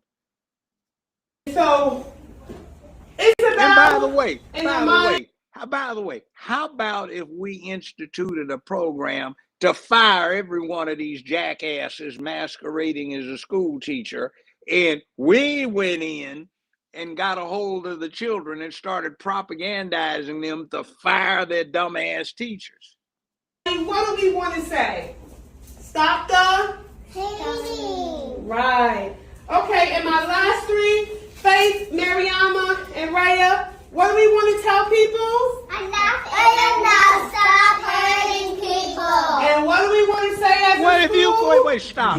Enough is enough. Stop hurting people. Why don't you shut this heifer's ass up right here about trying to get folk to break the law, where they gonna wind up getting more folk killed for no damn purpose except to seduce this country into letting itself be infiltrated by its enemies and those who would harm it, by setting the stage for these children to grow up with no respect for law and order, and to make those urban areas where they live even more lawless, filled with more theft and death. That is absolutely absurd. Look at it. Does that make any sense to you? Right. Let me finish playing. Miss Shadira, would you like to share your thoughts? My thoughts are united, we're powerful, our words are strong, kindness is free. Let's do the right thing. Miss Amy, would you like to share? Just stop hating and be kind to one another. Here at the Chloe Day School, we teach love, we teach kindness, and when we work together, we are a better world. Thank you. We're fighting with you, even though we're inside. Have a great evening. God bless. Why in the hell do they think their city is so damn dangerous to walk the streets of? This bullshit. And this is the thing. If I was a parent and I sent my child to that school, I would be upset. How dare you, first of all, put my child on camera without my consent, and then have them speak a message that I didn't consent to, nor and that child can't consent to it. So you are literally telling children what to say. You are filling their heads up with all this negative stuff that the news is putting out there, and a lot of it is, majority of it is nothing but propaganda. That little boy, he's saying he's angry. Why are you angry when you probably have a loving home and loving parents? He has nothing to be angry about, but you're putting this negative things in his mind so that he could be angry at what, 2, 3? These kids are not even 5 yet. That's how the Nazis got so many loyal stormtroopers, by getting to them when they were in elementary school. The Nazi youth movement. That's what they're doing here. Right. The freak movement. This is sick. Of course it's sick. And these damn Democrats running around trying to perpetrate this garbage. And I was trying to find the article. I'll bring that up when I do my show on Wednesday.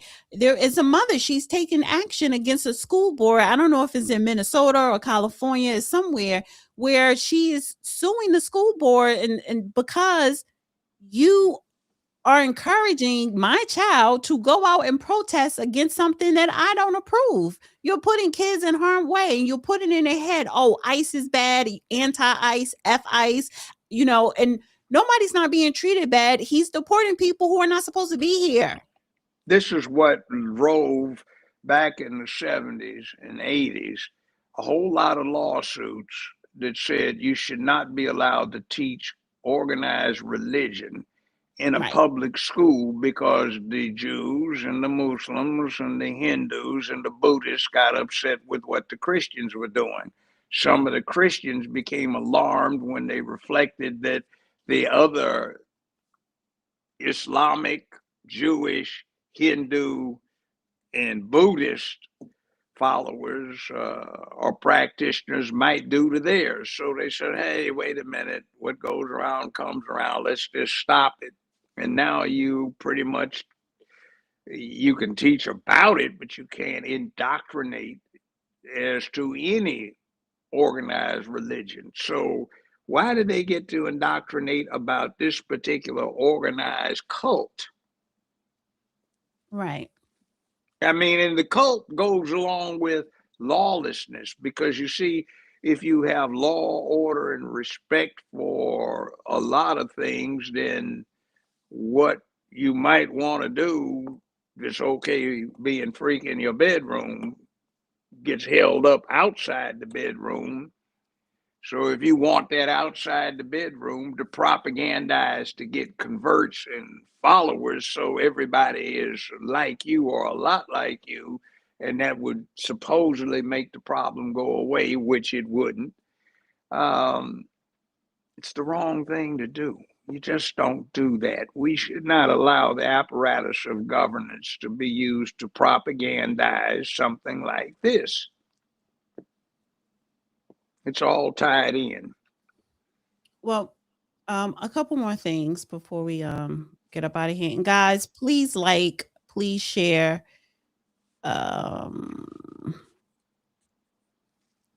I was going to save this for Thursday, but I just want to touch on it now because this is new. This is something that we're going to end up talking more and more about anyway. The Medicare fraud in California. So it says Newsom just got exposed for massive Medicare scam. Dr. Oz dropped the hammer. Illegal immigrants to California get free dental vision on Medicare while seniors get nothing. Let's play this clip. Let's talk about illegal immigrants. So Gavin Newsom was giving us a hard time for threatening the health insurance of illegal immigrants. Just to be very transparent, if you're on Medicare, you don't get free dental, you don't get free vision. You do if you're an illegal immigrant in California. This is the infuriating. But so anyway, so you got taxpayers in New Mexico, right, which is a blue state but a poor state, paying extra tax dollars to the federal government that are recycled back into LA to deal with the fraud that I'm talking about. So illegal immigrants, he's mad. We're horrible people. We're Republicans. You have no conscience. You have no heart. As soon as we made it clear we were no longer going to pay for illegal immigrants in California, what did he do? He took them off Med-Cal. Now, he didn't take them off. He took them up on the federal side. So in theory, only emergency services are going to get paid for illegal immigrants in California, which is a national law. And is reasonable. Reasonable. Now, we want babies delivered, car accident victims. Yeah, of course. Yeah, of course, get health care, but not elective hernia surgery, cataracts. You know, you have to be an American citizen who paid into the system to get these. So anyway, so we deal with this. Gavin says we're only going to pay for illegal immigrants through our own state-based system. We've audited him now. This data is coming out this week. We have now found over $1.5 billion of money spent wrongly. We've audited it. They're not even arguing. $1.5 billion from that California charged the federal government for illegal immigrants that they're not allowed to pay charges for. They have to pay for it themselves. He's not happy, but they're paying us because they know we're right. So you're going to see something happen very interesting in California. As soon as the money is being paid by California government officials, they're going to start getting more serious about this. And that's why it's so important for us to say, we're not into this anymore. I'm not going to let taxpayers in Alabama and Mississippi, New Mexico, our poorest states pay for the fourth largest economy in the world, and they get less. Let's talk about illegal. Okay. For the last 13 years, I've had an ongoing battle with the state of California that keeps illegally seizing funds of mine, claiming that I owe it for state taxes. I don't. I get it back, but they get to keep it for months and earn interest on it. And I have to pay the cost of lawyer fees and accountants' fees. So they are broke busted. They're selling a bill of goods like that thing about playing reparations in the Bay Area, which was a lie because they didn't have the money to pay for it.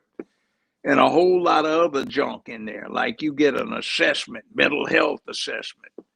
I think the maximum now is over $25,000 a year as a specific assessment to people. So it's getting bad to pay for these programs, which essentially are trying to keep people there so that they don't lose congressional representation that would keep them from pushing their sick agendas on the rest of the country. Mm-hmm. Now, it's crazy. I want to play this clip here. This is under a minute. One doctor billed the government $120 million in a single year, claiming to oversee 1,900 patients. With almost 2,000 hospice agencies, LA County has more than 36 states combined and 30 times more than either Florida or New York. 18% of the whole country's home health care billing is coming out of Los Angeles County.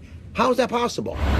And take a look at this map, a cluster of 287 hospice providers in a 2-mile radius, some in strip malls, unmarked buildings, even a wrecking yard and vacant lot. All of it is just paperwork. I could fill that out in Kazakhstan if I want and get a hospice license waiting for me. One doctor billed the government $120 million in a single year. So this is just a tip of the iceberg, ice pun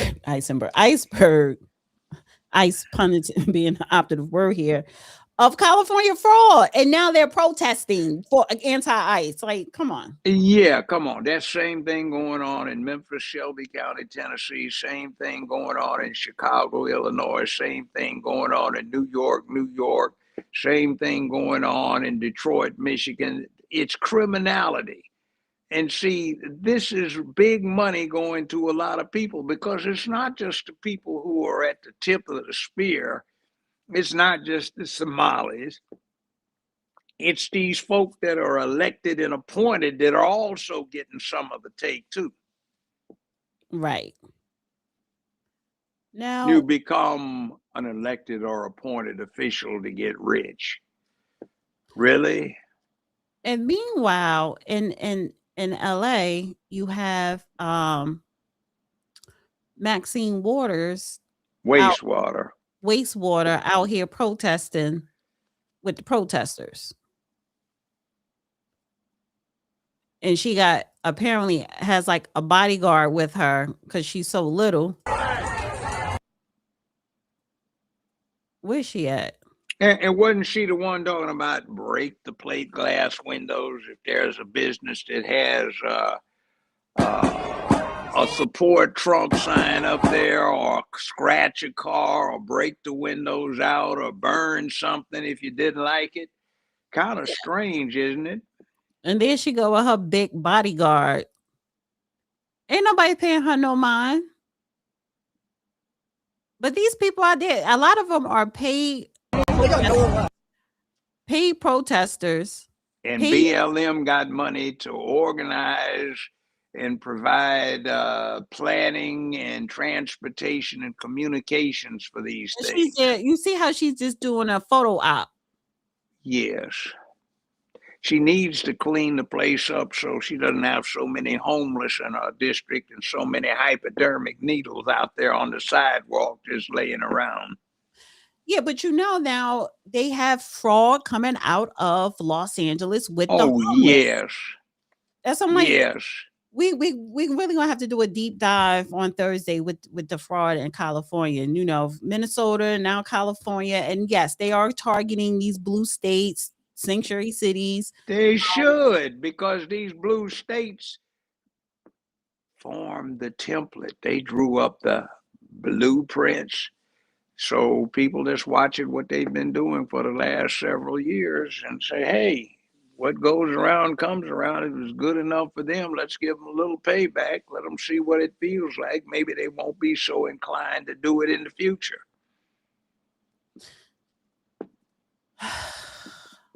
And wait a minute, wasn't she complaining about ICE agents being masked?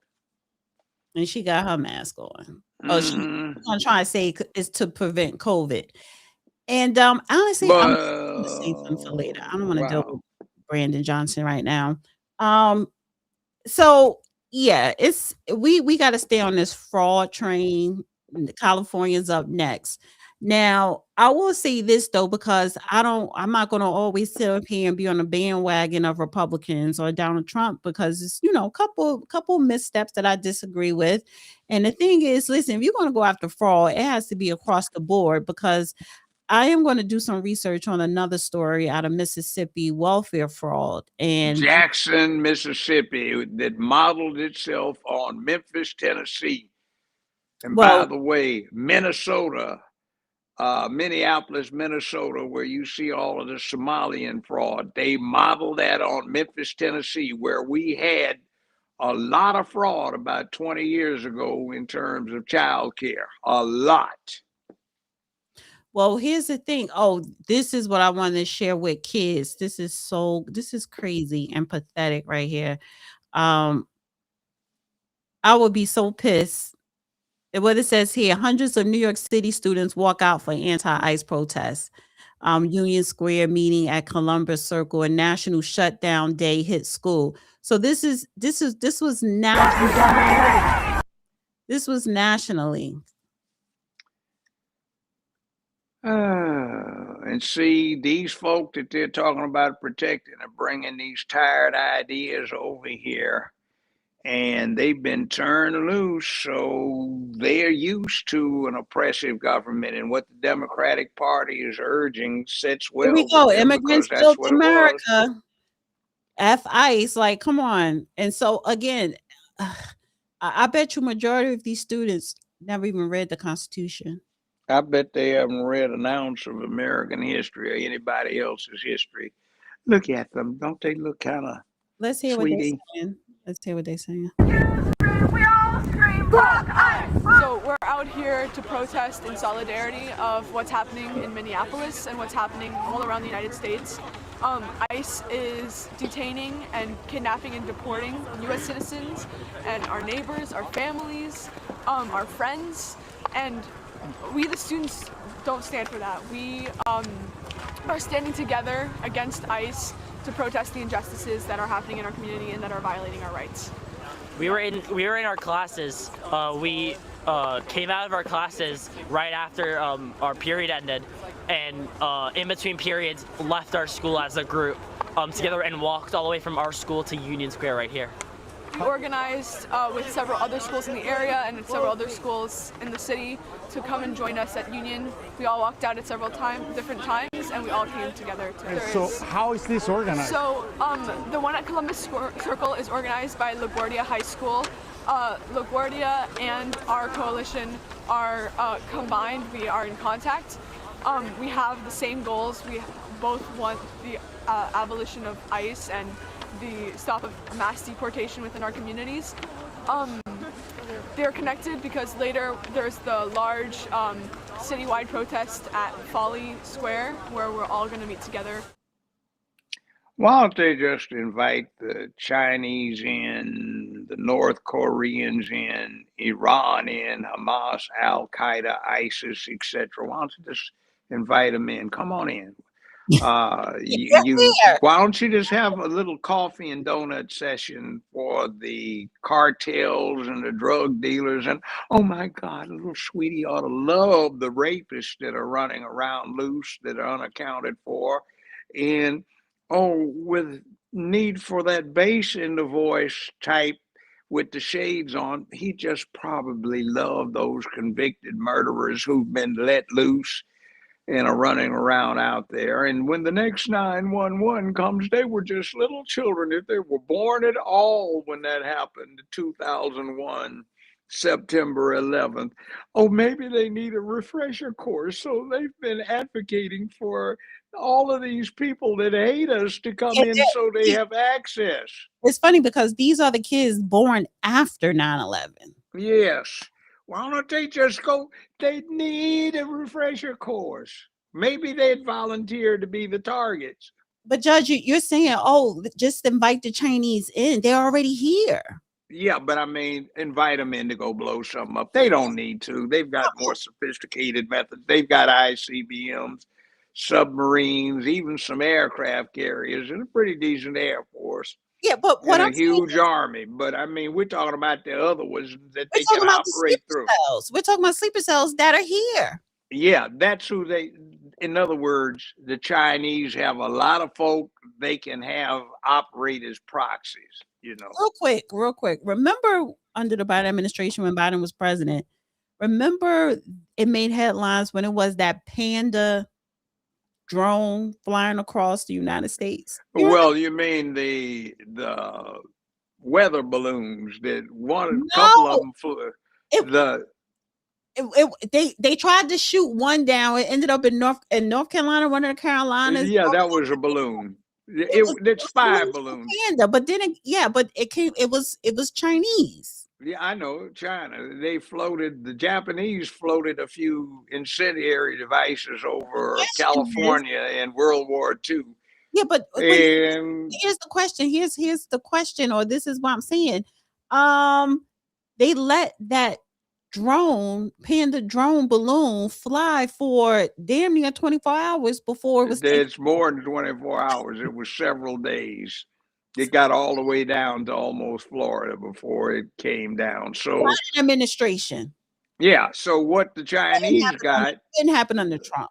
Well, no, it didn't happen under Trump. But what the objective was just to see what the U.S. pinged off of it, so they could get a good catalog of American defense signals, radar and stuff like that. And they modified their equipment to accommodate what they found out. So that was just rank incompetence. And what they're talking about is worse because now they don't have to send a balloon over. They had 4 years of sending people over on the ground where they take their portable devices out of the backpack, set them up, and carefully monitor all they want to monitor. Really nice. Right.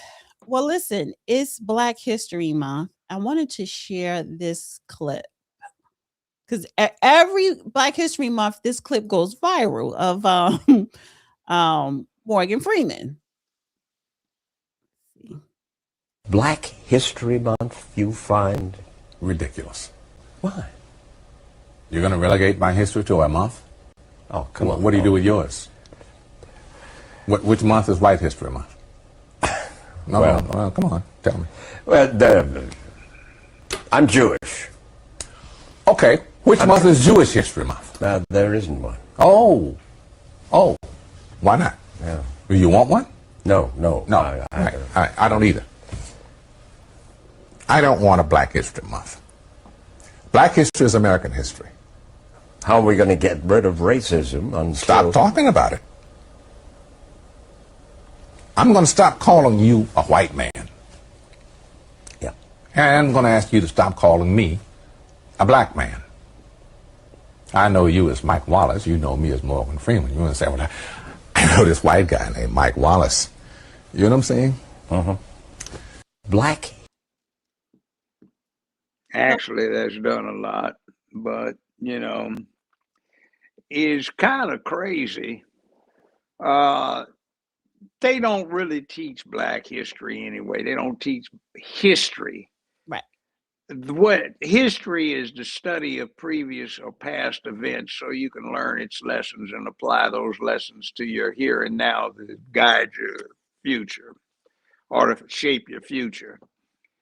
They don't teach lessons. What they do is so-and-so invented this, so-and-so did this dance, which are so what? Doesn't make any difference in the scheme of things because there's no consequence that you're talking about. Now, if there were consequences, Black history, all of those students in Harlem wouldn't be getting taught at 5 years old 4 years old, what they're getting taught. This propaganda to recite that they don't even understand the meaning of so that they will be susceptible little flunkies for somebody's movement in the future. I mean, what's the significance of that? That's the kind of thing you teach, but it's not. And Black History Month is being kind of co-opted since February is the month into, let's see, it's been that rainbow cult thing. They're beginning to make moves on it. February is really the only month that hasn't been co-opted, right? It's just, no, it has been. No, because that's right June, up in June Aspen, too. up in Aspen, where I used to stay up there for 10 years, they had a gay pride week right in the middle of February. Oh. Right in the middle of February. Yeah, because it was skiing season. Yes, I know, but they made a big to-do about it. Also, right up there, let's see. What about this one? You've got Black Lives Matter and, that is becoming the face of gay. We are against the traditional nuclear. We are for the destruction of the traditional nuclear family and the ending of cisgender privilege. Oh, wow. And let's see, Juneteenth, the symbol for Juneteenth is now rainbow colored. Because June, before they even made Juneteenth a national holiday, June was already designated for Pride Month.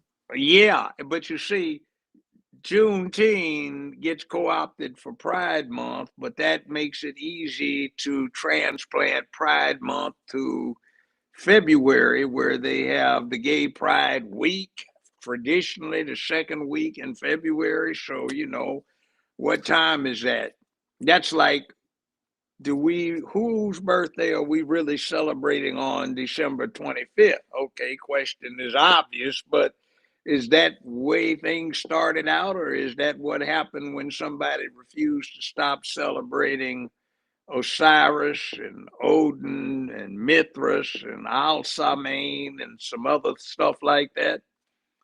See, that's how you do it. You get the control of the communications thing and you get to set it because you set the trends, then you can claim anything you want after a decade or two. So I want to play this clip here because this is one of the women. What's her name? Nakima Livy Armstrong. She was the first one to be arrested for entering the church. And again, and this is the problem that we're having. And now we're going to see a whole bunch of this shoved down our throats where they're using Black history, you know, to make wrongfully. Wrongfully. We had belly chains around our waist, and we had handcuffs with bars in the middle. As someone who majored in African American studies, I can tell you that that is the closest I ever felt to slavery in my life. Being shackled as if I was a slave. Oh, excuse me. I saw that a lot with some of my clients when I was a criminal defense lawyer. I saw that a lot as a criminal court judge when the indicted criminals would come in like that.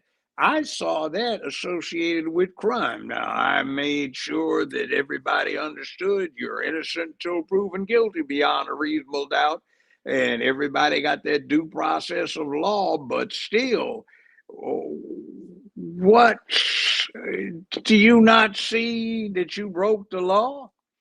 18 United States Code section 111 and some other things, and you want to sit there and deal with it? Well, maybe your major was defective because you specialized in something that is of small consequences, because that doesn't teach you how the rest of the world works. Also, and this, you know, this very disrespectful what she's saying, because I'm so sick of privileged Black people, Black Americans. I don't think she's even foundational. But either way, it makes it worse if you're not. But either way, she's saying that she has African American, she's an African American studies expert. Bitch, don't you ever compare you studying quote unquote African American studies, which was probably some woke class, to actual slavery, to people that were enslaved. There are still people who are enslaved today in other parts of the world. So don't do that. And that's so disrespectful, ignorant, very ignorant.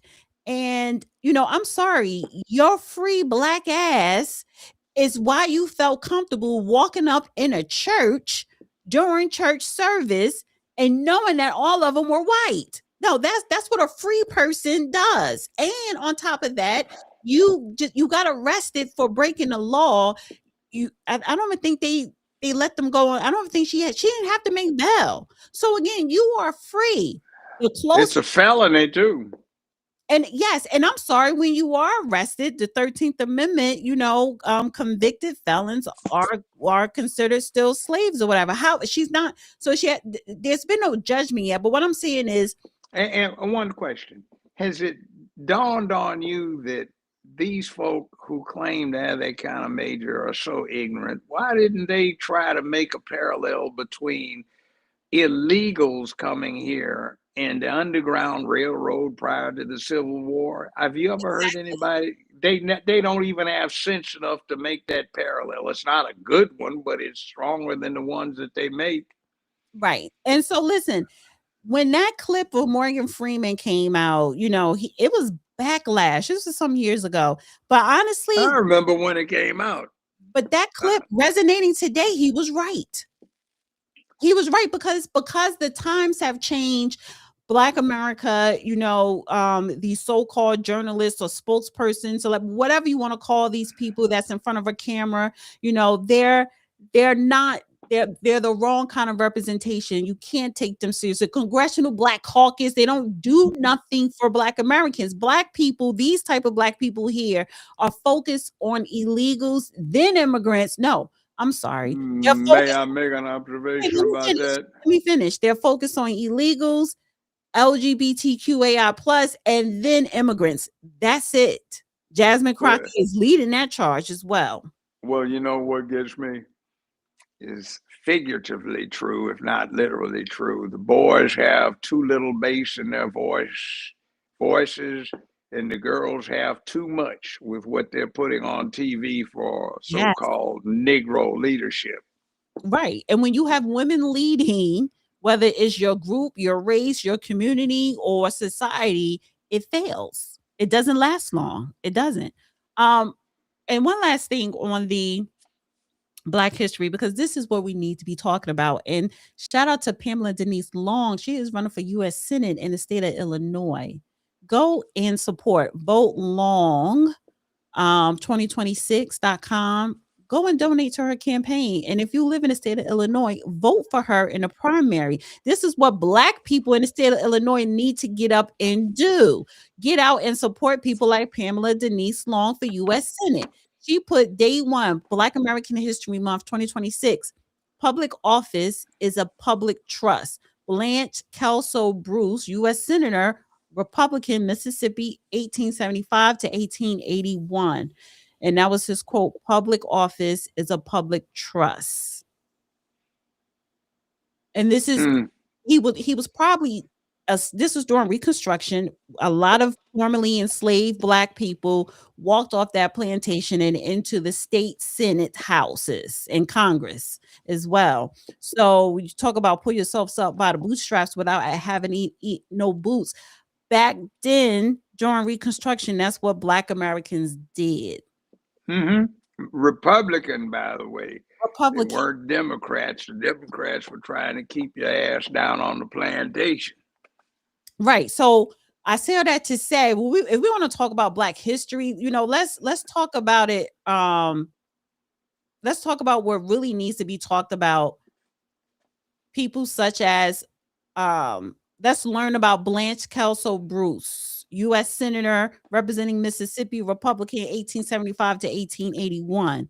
Let's start having those discussions in education and enlightenment. So I want to highlight that. I just want to highlight, prominent Black figures during this month and throughout the year. It's not just about a month. It's, let's make this a daily thing or whatever.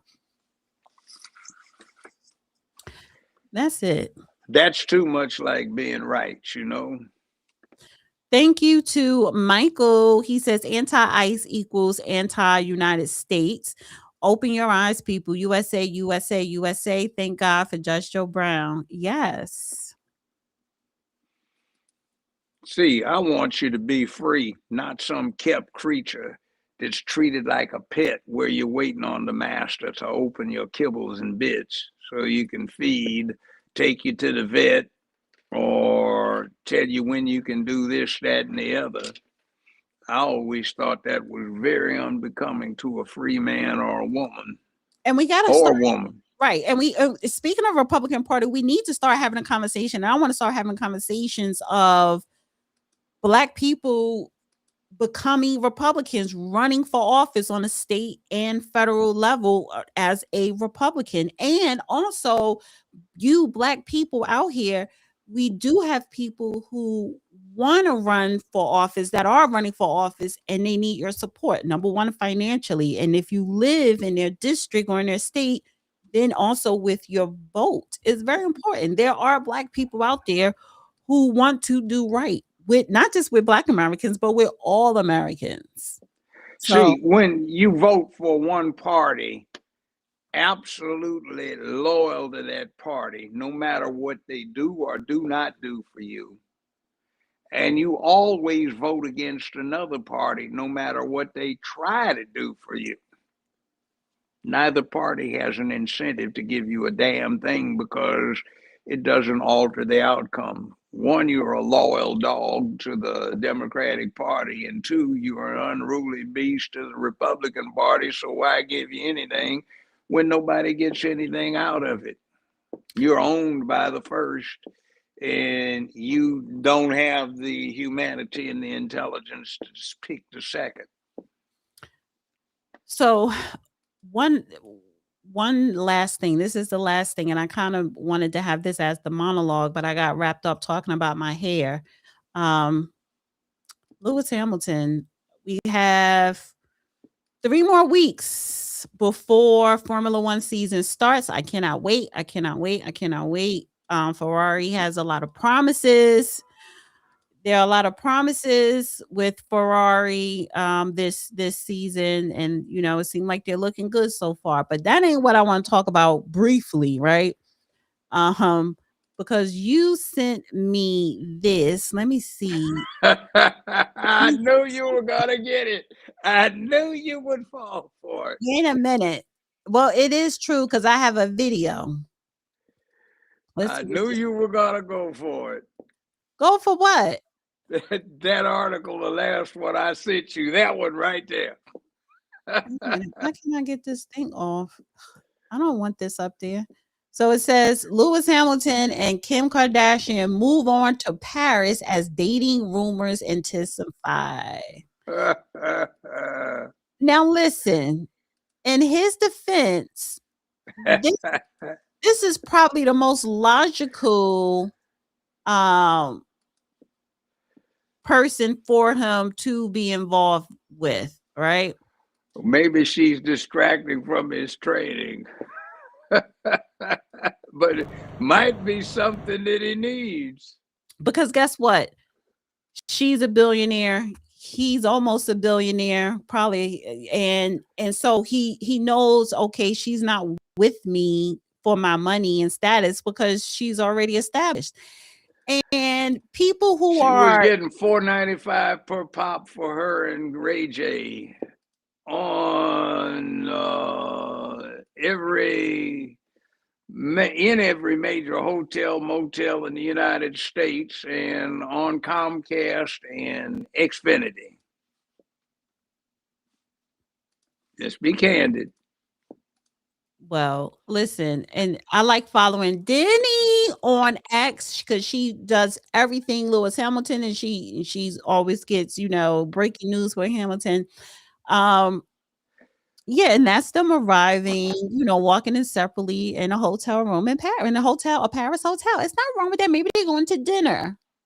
But you know what gets me more concerned in this trash stuff? Good for him if he gets the nookie. That's more power to him. He's always dated some beautiful women. Yeah, but you know what bothers me? How badly the Formula One app is treating him and how disgusting that app has got. If you check this out, this is supposed to be about this in-depth racing, and they don't have many technical articles anymore, but they've got stuff, the latest on social media. Why is a Formula One app covering because we talked social about it media? earlier, Judge, the gossip. People want to read the gossip. The men and the women want to read the gossip. They want to read the tea. Now, Young Car says Ferrari F1 cars break down like they're consumer cars. No, they don't.